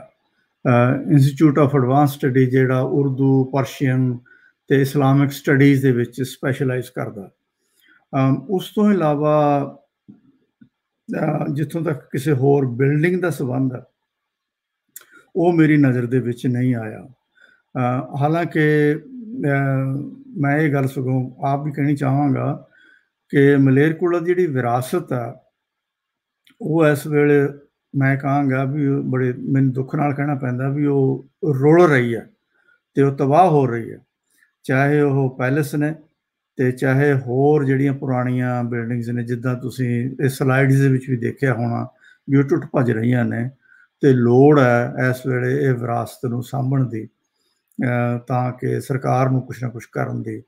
ਈਵਨ ਸੋ ਮਚ ਸੋ ਵੀ ਜਿਹੜੀ ਉਹਨਾਂ ਦੀ ਬੇਗਮ ਸਾਹਿਬਾ ਨੇ ਉਹ ਇੱਕ ਢਹਿ ਰਹੇ ਮਹਿਲ ਦੇ ਵਿੱਚ ਰਹਿ ਰਹੇ ਨੇ ਤੇ ਉਹਨਾਂ ਦੀ ਇਨਕਮ ਦਾ ਵੀ ਕੋਈ ਸਾਧਨ ਨਹੀਂ। ਮੈਨੂੰ ਮੈਂ ਇਹ ਕਹਾਂਗਾ ਕਿ ਵੀ ਮੈਨੂੰ ਸ਼ਰਮਿੰਦਗੀ ਮਹਿਸੂਸ ਹੁੰਦੀ ਹੈ ਇਸ ਗੱਲੋਂ ਕਿ ਉਹਨਾਂ ਦੀ ਸੰਭਾਲ ਕਰਨ ਵਾਲਾ ਵੀ ਕੋਈ ਨਹੀਂ।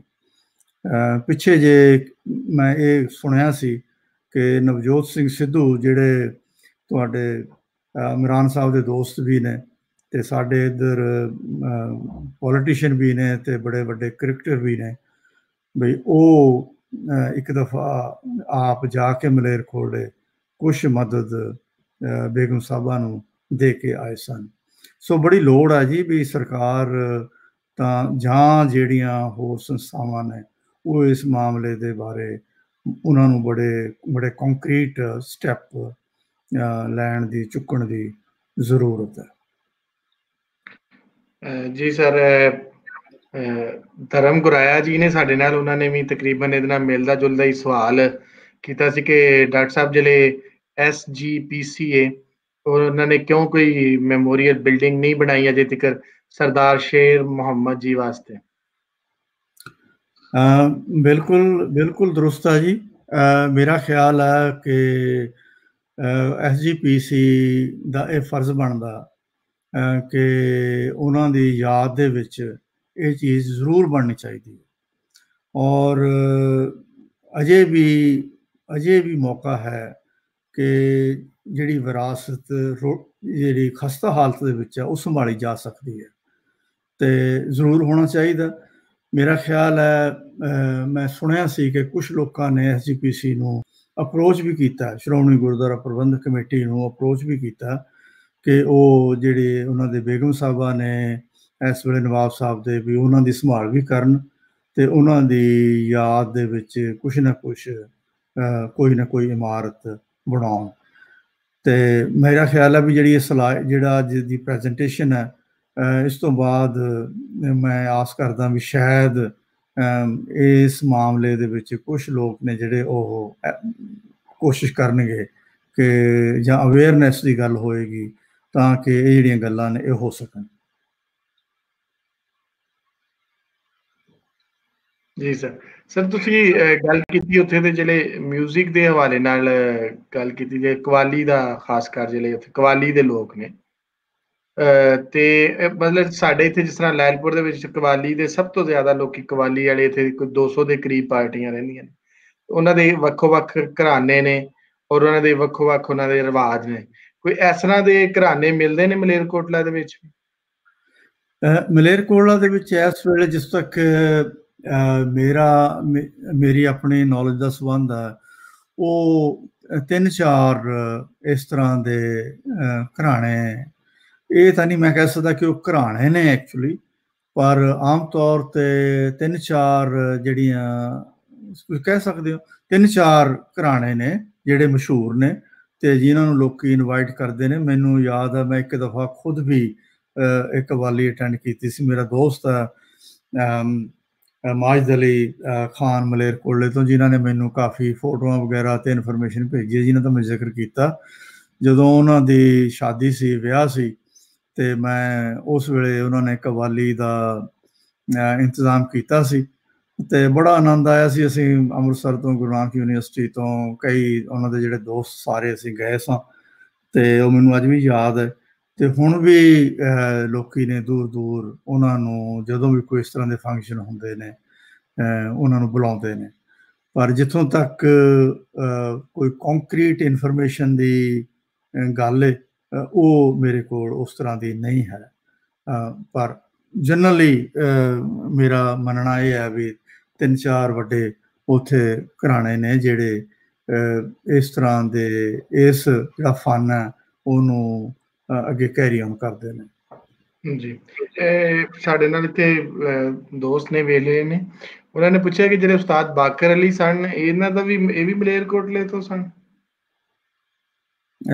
ਬਾਕਰ ਅਲੀ ਮੈਨੂੰ ਇਸ ਬਾਰੇ ਕੋਈ ਇਲਮ ਨਹੀਂ ਹੈ।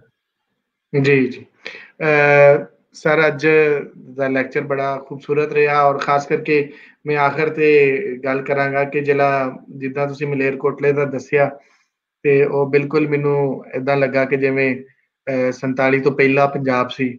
ਸਾਰੇ ਲੋਕੀ ਰਹਿ ਰਹੇ ਨੇ, ਸਾਰੀਆਂ ਉੱਥੇ ਇਬਾਦਤਗਾਹਾਂ ਵੀ ਮੌਜੂਦ ਨੇ, ਔਰ ਉਦਾਂ ਹੀ ਪੂਰਾ ਸ਼ਹਿਰ ਇੱਕ ਦੂਜੇ ਨਾਲ ਬੜੇ ਅੱਛੇ ਤਰੀਕੇ ਨਾਲ ਰਹਿ ਰਿਹਾ। ਇਹ ਸੁਣ ਕੇ ਅਸੀਂ ਪੜ੍ਹਿਆ ਤੇ ਸੀ ਉਹਦੇ ਬਾਰੇ, ਜਿਸ ਤਰ੍ਹਾਂ ਪਰ ਤੁਸੀਂ ਜਿਸ ਤਰ੍ਹਾਂ ਬਿਲਡਿੰਗਸ ਔਰ ਵਿਖਾਈਆਂ, ਤੇ ਉਹ ਬਹੁਤ ਅੱਛਾ ਲੱਗਾ ਮਲੇਰਕੋਟਲੇ ਦਾ ਸੁਣ ਕੇ। ਤੇ ਅਸੀਂ ਸਰ ਤੁਹਾਡੇ ਬਹੁਤ ਸ਼ੁਕਰਗੁਜ਼ਾਰ ਹਾਂ ਕਿ ਤੁਸੀਂ ਅੱਜ ਸਾਨੂੰ ਟਾਈਮ ਦਿੱਤਾ ਔਰ ਸਾਡੇ ਨਾਲ ਆਏ, ਔਰ ਇੰਨੀ ਖੂਬਸੂਰਤ ਪ੍ਰੈਜੈਂਟੇਸ਼ਨ ਦੇ ਲਈ ਅੱਜ ਸਾਡੇ ਆਰਕਾਈਵ ਦਾ ਹਿੱਸਾ ਬਣੇ।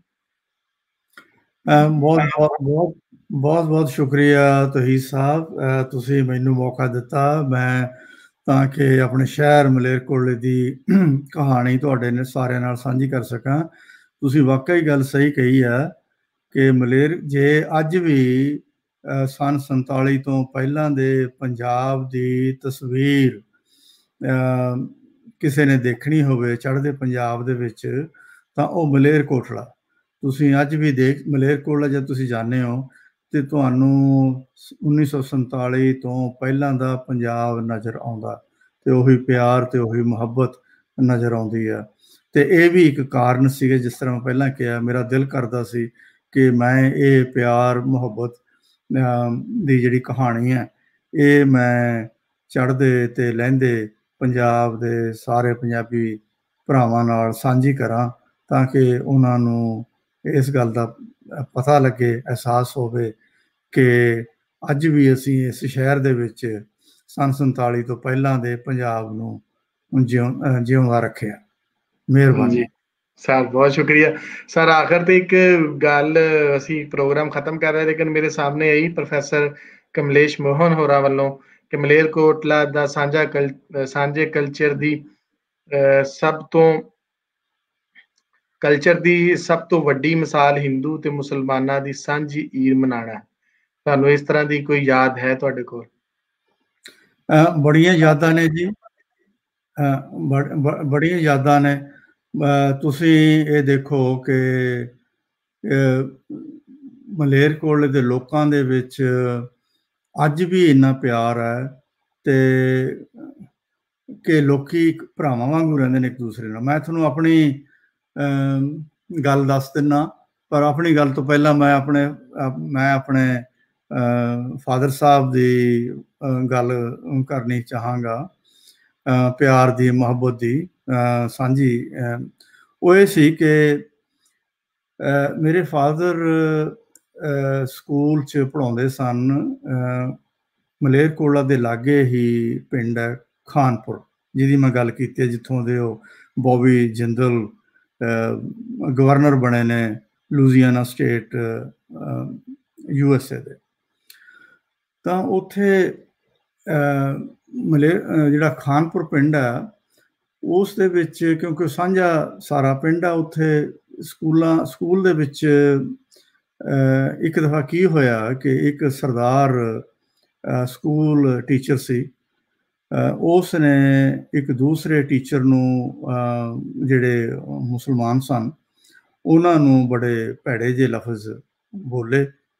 ਤੇ ਜਦੋਂ ਬੋਲੇ ਤੇ ਮੇਰੇ ਫਾਦਰ ਵੀ ਉੱਥੇ ਸਨ, ਉਹਨਾਂ ਨੇ ਸੁਣੇ। ਤਾਂ ਉਹਨਾਂ ਨੇ, ਉਹ ਜਿਹੜਾ ਸਰਦਾਰ ਸੀ ਉਹਦਾ ਨਾਂ ਸੀ ਹਰਦਿਆਲ ਸਿੰਘ, ਉਹਨੂੰ ਕਿਹਾ, ਹਰਦਿਆਲ ਸਿੰਘ ਤੂੰ ਬਹੁਤ ਗਲਤ ਲਫ਼ਜ਼ ਬੋਲੇ ਨੇ ਤੇ ਤੁਸੀਂ ਇਹ ਲਫ਼ਜ਼ ਵਾਪਸ ਲਓ। ਤਾਂ ਉਹਨੇ ਕਿਹਾ ਵੀ ਨਹੀਂ, ਮੈਂ ਵਾਪਸ ਨਹੀਂ ਲੈਣੇ, ਮੈਂ ਤਾਂ ਇੱਦਾਂ ਹੀ ਬੋਲਾਂਗਾ। ਤੇ ਜਿਹੜੇ ਮੁਸਲਮਾਨ ਟੀਚਰ ਸਨ, ਉਹਨਾਂ ਦਾ ਨਾਂ ਸੀ ਜ਼ਹੀਰ ਅਹਿਮਦ ਖਾਨ, ਮੈਨੂੰ ਅੱਜ ਵੀ ਯਾਦ ਹੈ। ਤੇ ਮੇਰੇ ਫਾਦਰ ਨੇ ਕਿਹਾ ਵੀ ਤੂੰ ਇਸ ਤਰ੍ਹਾਂ ਨਹੀਂ ਬੋਲ ਸਕਦਾ। ਉਹ ਕਹਿੰਦਾ ਮੈਂ ਬੋਲਾਂਗਾ। ਉਹ ਕਹਿੰਦੇ ਚੰਗਾ, ਤੇ ਵੀ ਜੇ ਇਸ ਤਰ੍ਹਾਂ ਤੂੰ ਬੋਲੇਗਾ ਤੇ ਹੁਣ ਬੋਲ ਕੇ ਦਿਖਾ। ਉਹ ਫਿਰ ਬੋਲਿਆ ਤੇ ਮੇਰੇ ਫਾਦਰ ਸਾਹਿਬ ਨੇ ਨਾ ਉਹਨਾਂ ਨੂੰ ਫਿਜ਼ੀਕਲੀ ਕਾਫੀ ਉਹਨੂੰ ਸਬਕ ਦਿੱਤਾ, ਮੈਂ ਇਹ ਗੱਲ ਕਹਾਂਗਾ। ਤੇ ਕੇਸ ਚੱਲਿਆ, ਕੇਸ ਹੋਣਾ ਹੀ ਸੀ, ਤੇ ਕਚਹਿਰੀ ਦੇ ਵਿੱਚ ਵੀ ਕੇਸ ਹੋਇਆ, ਤੇ ਬਾਕੀ ਜਿਹੜਾ ਐਜੂਕੇਸ਼ਨ ਡਿਪਾਰਟਮੈਂਟ ਸੀ ਉਸ ਦੇ ਵਿੱਚ ਵੀ ਕੇਸ ਹੋਇਆ। ਤੇ ਦੂਸਰਾ ਇਹ ਸੀ ਕਿ ਜਿਹੜਾ ਹਰਦਿਆਲ ਸਿੰਘ ਸੀ, ਉਸ ਨੂੰ ਬਹੁਤ ਵੱਡੀ ਸਪੋਰਟ ਸੀ ਸਰਦਾਰ ਦੀ, ਖਾਨਪੁਰ ਦੇ ਸਰਦਾਰ ਸੀ, ਉਹ ਜਗੀਰਦਾਰ ਸੀ ਤੇ ਉਹਦਾ ਰਿਸ਼ਤੇਦਾਰ ਸੀ। ਤੇ ਕੇਸ ਜਿਹੜਾ ਚੱਲਿਆ ਉਹ ਜ਼ਹੀਰ ਅਹਿਮਦ ਅਤੇ ਹਰਦਿਆਲ ਸਿੰਘ ਦੇ ਵਿਚਕਾਰ ਚੱਲਿਆ। ਜਦੋਂ ਕੇਸ ਚੱਲਿਆ ਤੇ ਜ਼ਹੀਰ ਸਾਹਿਬ ਨੇ ਮੇਰੇ ਫਾਦਰ ਸਾਹਿਬ ਨੂੰ ਬਾਅਦ ਦੇ ਵਿੱਚ ਦੱਸਿਆ ਕਿ ਮੇਰੇ ਪਰਿਵਾਰ ਦੇ, ਮੇਰੇ ਫਾਦਰ ਸਾਹਿਬ ਕਹਿੰਦੇ ਸਨ ਕਿ ਮੇਰੇ ਫਾਦਰ ਸਾਹਿਬ ਦਾ ਨਾਮ ਸਰਦਾਰ ਨਛੱਤਰ ਸਿੰਘ ਸੀ, ਕਿ ਨਛੱਤਰ ਸਿੰਘ ਵੀ ਸਰਦਾਰ ਹੈ ਤੇ ਹਰਦਿਆਲ ਸਿੰਘ ਵੀ ਸਰਦਾਰ ਹੈ, ਤੇ ਸਰਦਾਰ ਇੱਕ ਹੋ ਜਾਣਗੇ ਤੇ ਤੇਰੇ ਖਿਲਾਫ, ਤੇਰੇ ਹੱਕ ਵਿੱਚ ਜਿਹੜੀ ਗਵਾਹੀ ਆ, ਕਿਤੇ ਸਰਦਾਰ ਨਛੱਤਰ ਸਿੰਘ ਮੁੱਕਰ ਨਾ ਜਾਵੇ। ਤੇ ਜ਼ਹੀਰ ਸਾਹਿਬ ਨੇ ਕਿਹਾ ਵੀ ਨਹੀਂ, ਉਹ ਇਸ ਤਰ੍ਹਾਂ ਦੀ ਸ਼ਖਸੀਅਤ ਨਹੀਂ ਹੈ, ਤੇ ਉਹ ਮੈਂ ਉਹਨਾਂ ਨੂੰ ਬੜੀ ਚੰਗੀ ਤਰ੍ਹਾਂ ਜਾਣਦਾ। ਜਦੋਂ ਕੇਸ ਚੱਲਿਆ ਤੇ ਪੇਸ਼ੀ ਹੋਈ, ਗਵਾਹੀਆਂ ਹੋਈਆਂ, ਤੇ ਮੇਰੇ ਫਾਦਰ ਸਾਹਿਬ ਨੇ ਬੜੇ ਠੋਕ ਵਜਾ ਕੇ ਜ਼ਹੀਰ ਸਾਹਿਬ ਦੇ ਹੱਕ ਵਿੱਚ ਗਵਾਹੀ ਦਿੱਤੀ ਤੇ ਕੇਸ ਜ਼ਹੀਰ ਸਾਹਿਬ ਦੇ ਹੱਕ ਵਿੱਚ ਫੈਸਲਾ ਹੋਇਆ। ਸੋ ਬੜੀ ਸਾਂਝ ਸੀ। ਉਸ ਤੋਂ ਬਾਅਦ ਮੈਂ ਆਪਣੀ ਤੁਹਾਨੂੰ ਦੱਸ ਦਿੰਦਾ ਕਿ ਮੈਂ ਜਦੋਂ ਪੜ੍ਹਦਾ ਸਾਂ ਤੇ ਮੇਰੇ ਬਹੁਤ ਹੀ ਪਿਆਰੇ ਦੋਸਤ ਸੀ ਉਸ ਵੇਲੇ, ਅਜ਼ਹਰ ਅਲੀ ਖਾਨ, ਤੇ ਉਹ ਡਰਾਮੇ ਦੇ ਵਿੱਚ ਡਰਾਮੇ ਕਰਦੇ ਸੀ, ਥੀਏਟਰ ਦੇ ਵਿੱਚ ਬੜਾ ਨਾਂ ਸੀ ਉਹਨਾਂ ਦਾ, ਤੇ ਡੈਕਲੇਮੇਸ਼ਨ ਕੌਨਟੈਕਸਟ ਵਗੈਰਾ ਸਟੇਟ ਲੈਵਲ ਤੇ ਉਹ ਪ੍ਰਾਈਜ਼, ਫਸਟ ਪ੍ਰਾਈਜ਼ ਲੈ ਕੇ ਆਉਂਦੇ ਸੀ। ਤੇ ਮੈਂ ਉਹਨਾਂ ਦੇ ਘਰ ਮਹੀਨਾ ਵੀ ਰਿਹਾ, ਤੇ ਜਦੋਂ ਈਦ ਦਾ ਸਮਾਂ ਹੁੰਦਾ ਸੀ ਤੇ ਮੈਂ ਈਦ ਦੇ ਵਿੱਚ ਸ਼ਾਮਲ ਹੋਈਦਾ ਸੀ, ਰਲ ਮਿਲ ਕੇ ਖਾਈ ਪੀ ਦਾ ਵੀ ਸੀ ਤੇ ਹਾਸਾ ਮਜ਼ਾਕ ਵੀ ਕਰੀਦਾ ਸੀ। ਤੇ ਅੱਜ ਵੀ ਮੇਰਾ ਜਿਹੜਾ ਸਭ ਤੋਂ ਮੇਰਾ ਜ਼ਿਗਰੀ ਦੋਸਤ ਹੈ ਉਹ ਮਲੇਰਕੋਟਲੇ, ਉਹ ਮਾਜਿਦ ਅਲੀ ਖਾਨ ਹੈ। ਔਰ ਮੈਂ ਮਾਜਿਦ ਅਲੀ ਖਾਨ ਨੇ ਮੈਨੂੰ ਜਿਹੜਾ ਬਹੁਤ ਸਾਰਾ, ਜਦੋਂ ਮੈਂ ਪਹਿਲਾਂ ਦੱਸਿਆ ਕਿ ਮੈਨੂੰ ਇਨਫੋਰਮੇਸ਼ਨ ਭੇਜੀ ਹੈ। ਔਰ ਮੈਂ ਇਸ ਸਾਂਝ ਦੀ ਇੱਕ ਗੱਲ ਹੋਰ ਤੁਹਾਡੇ ਨਾਲ ਕਰਨੀ ਚਾਹਾਂਗਾ ਕਿ ਇੱਥੇ ਜਦੋਂ ਅਸੀਂ ਆਸਟ੍ਰੇਲੀਆ ਆਏ ਤੇ ਅੱਜ ਤੋਂ ਕੋਈ 20 ਸਾਲ ਪਹਿਲਾਂ ਦੀ ਗੱਲ ਹੈ, ਇੱਥੇ ਇੱਕ ਪੋਲੀਟੀਸ਼ੀਅਨ ਐਮਰਜ ਹੋਈ ਜਿਹਦਾ ਨਾਂ ਸੀ ਪੌਲੀਨ ਹੈਂਸਨ। ਉਹਨੇ ਇੱਥੇ ਵਨ ਨੇਸ਼ਨ ਪਾਰਟੀ ਬਣਾਈ ਤੇ ਉਦੋਂ ਬੜਾ ਰੇਸਿਜ਼ਮ ਦੀ ਉਹਨੇ ਗੱਲ ਫੈਲਾਉਣ ਦੀ ਕੋਸ਼ਿਸ਼ ਕੀਤੀ, ਤੇ ਥੋੜਾ ਜਿਹਾ ਮਾਹੌਲ ਇਸ ਤਰ੍ਹਾਂ ਬਣਿਆ ਹੋਇਆ ਸੀ। ਤੇ ਉਦੋਂ ਹੀ ਜਿਹੜਾ 9/11 ਹੈ ਕਿ ਜਦੋਂ ਵਾਰਦਾਤ ਨਿਊਯਾਰਕ ਦੇ ਵਿੱਚ ਹੁੰਦੀ ਹੈ, ਜਦੋਂ ਨਿਊਯਾਰਕ ਦੇ ਵਿੱਚ ਸਾਰਾ ਜਿਹੜਾ ਉਹਨਾਂ ਦਾ CBD ਦਾ ਏਰੀਆ, ਬਿਲਡਿੰਗ ਢਹਿ ਢੇਰੀ ਹੋ ਜਾਂਦੀ ਹੈ, ਹਾਲਾਤ ਬਹੁਤ ਖਰਾਬ ਹੋ ਜਾਂਦੇ ਨੇ। ਤੇ ਉਸ ਵੇਲੇ ਮੈਨੂੰ ਸਾਰੀ ਦੁਨੀਆ ਦੇ ਵਿੱਚੋਂ ਇੱਕ ਫੋਨ ਆਇਆ, ਔਰ ਹਿੰਦੁਸਤਾਨ ਤੋਂ ਫੋਨ ਆਇਆ। ਉਹ ਫੋਨ ਸੀ ਜਿਹੜਾ, ਉਹ ਨਾ ਤੇ ਮੇਰੇ ਕਿਸੇ ਰਿਸ਼ਤੇਦਾਰ ਦਾ ਸੀ, ਨਾ ਕਿਸੇ ਹੋਰ ਦਾ ਸੀ। ਉਹ ਫੋਨ ਮੈਨੂੰ ਮਲੇਰਕੋਟਲੇ ਤੋਂ ਮੇਰੇ ਦੋਸਤ ਮਾਜਿਦ ਅਲੀ ਖਾਨ ਦਾ ਆਇਆ, ਜਿਹਦੇ ਵਿੱਚ ਉਸਨੇ ਮੈਨੂੰ ਇਹ ਪੁੱਛਿਆ ਕਿ ਤੁਸੀਂ ਸੇਫ ਹੋ, ਤੁਸੀਂ ਖੈਰੀਅਤ 'ਚੋਂ, ਕਿ ਹਾਲਾਤ ਬੜੇ ਖਰਾਬ ਹੋ ਰਹੇ ਨੇ ਅਮਰੀਕਾ ਦੇ ਵਿੱਚ, ਯੂਰਪ ਦੇ ਵਿੱਚ, ਆਸਟ੍ਰੇਲੀਆ ਦੇ ਵਿੱਚ ਵੀ ਮੈਂ ਸੁਣਿਆ ਵੀ ਇਸ ਤਰ੍ਹਾਂ ਦੀ ਆ, ਵੀ ਮੈਨੂੰ ਤੁਹਾਡਾ ਬੜਾ ਫਿਕਰ ਹੈ। ਤੁਸੀਂ ਮੈਂ ਜਾਣਨਾ ਚਾਹੁੰਦਾ। ਸੋ ਇਹ ਚੀਜ਼ ਹੈ ਜਿਹੜੀ ਮੈਂ ਉਹ ਚੀਜ਼ ਨੂੰ ਕਦੇ ਵੀ ਨਹੀਂ ਭੁੱਲਿਆ। ਤੇ ਇਹ ਇੱਕ ਪਿਆਰ ਦੀ, ਮੁਹੱਬਤ ਦੀ ਕਹਾਣੀ ਹੈ ਜਿਹੜੀ ਸ਼ੇਰ ਮੁਹੰਮਦ ਸਾਹਿਬ ਦੇ ਵੇਲੇ ਸ਼ੁਰੂ ਹੋਈ। ਵੈਸੇ ਤਾਂ ਉਦੋਂ ਵੀ ਪਹਿਲਾਂ ਦੀ ਆ, ਤੇ ਸ਼ੇਰ ਮੁਹੰਮਦ ਖਾਨ ਹੋਣਾ ਨੇ ਉਸ ਨੂੰ ਜਿੱਦਾਂ ਕਹਿੰਦੇ ਨੇ ਵੀ ਚਾਰ ਚੰਨ ਲਾਏ, ਤੇ ਉਹ ਕਹਾਣੀ ਅੱਜ ਵੀ ਜਿੰਦਾ ਤੇ ਚੱਲ ਰਹੀ ਹੈ, ਤੇ ਮੈਨੂੰ ਆਸ ਹੈ ਇਹ ਕਹਾਣੀ ਚੱਲਦੀ ਰਹੇਗੀ। ਜੀ ਸਰ, ਬਹੁਤ ਸ਼ੁਕਰੀਆ। ਇਹ ਕਹਾਣੀ ਜ਼ਰੂਰ ਚੱਲਦੀ ਰਹੇਗੀ ਸਰ, ਬਹੁਤ ਮਿਹਰਬਾਨੀ। ਸ਼ੁਕਰੀਆ ਜੀ, ਸਾਰੇ ਦੋਸਤਾਂ ਦਾ ਬਹੁਤ ਸ਼ੁਕਰੀਆ ਜਿਹੜੇ ਸਾਡੇ ਨਾਲ ਸਨ। ਔਰ ਜਿਸ ਤਰ੍ਹਾਂ ਸਾਰਿਆਂ ਨੂੰ ਪਤਾ ਹੈ ਕਿ ਅਸੀਂ ਮੰਗਲਵਾਰ ਦਿਨ ਸਿਟੀ ਐਜ਼ ਇਟ ਵਾਸ ਕਰਦੇ, ਤੇ ਅੱਜ ਦੀ ਸ਼ਹਿਰ ਦੇ ਨਾਲ ਨਾਲ ਪੂਰਾ ਪੰਜਾਬ ਵੇਖਣ ਦਾ ਵੀ ਮੌਕਾ ਮਿਲਿਆ, ਔਰ ਇੰਨੇ ਸੋਹਣੇ ਢੰਗ ਦੇ ਨਾਲ ਮਿਲਿਆ ਕਿ ਪੂਰੀ ਸਲਾਈਡ ਸ਼ੋਅ ਦੇ ਨਾਲ ਸਾਰੀਆਂ ਚੀਜ਼ਾਂ ਸਮਝ ਆਈਆਂ, ਔਰ ਉਹਦੇ ਨਾਲ ਮੈਮਰੀਜ਼, ਔਰ ਉਹਦੇ ਨਾਲ ਸਾਰਾ ਜਿਹੜਾ ਅੱਜ ਦਾ ਇੱਕ ਬਹੁਤ ਖੂਬਸੂਰਤ ਲੈਕਚਰ ਸਾਡੇ ਨਾਲ ਸ਼ਹਿਰ ਦੀ ਇੱਕ ਤਰੀਕ ਹੋਰ ਇਕੱਠੀ ਕਰ ਲਈ। ਸੋ ਕੱਲ 12 ਤਰੀਕ ਮੈਨੂੰ ਸਾਡੇ ਨਾਲ ਡਾਕਟਰ ਯਾਦਵਿੰਦਰ ਜੀ ਹੋਣਗੇ, ਔਰ ਉਹ ਪੰਜਾਬੀ ਲਿਟਰੇਚਰ ਦੇ ਹਵਾਲੇ ਨਾਲ ਗੱਲਬਾਤ ਕਰਨਗੇ।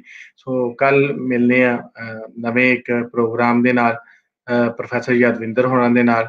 ਤੇ ਕੱਲ 9 ਵਜੇ ਅਸੀਂ ਹਾਜ਼ਰ ਹੋਵਾਂਗੇ। ਸਾਰੇ ਦੋਸਤਾਂ ਨੂੰ ਰਿਕੁਐਸਟ ਹੈ ਕਿ ਆਉਣ ਤੇ ਉਸ ਲੈਕਚਰ ਦਾ ਹਿੱਸਾ ਬਣ। ਬਹੁਤ ਸ਼ੁਕਰੀਆ ਜੀ, ਰੱਬ ਰਾਖਾ।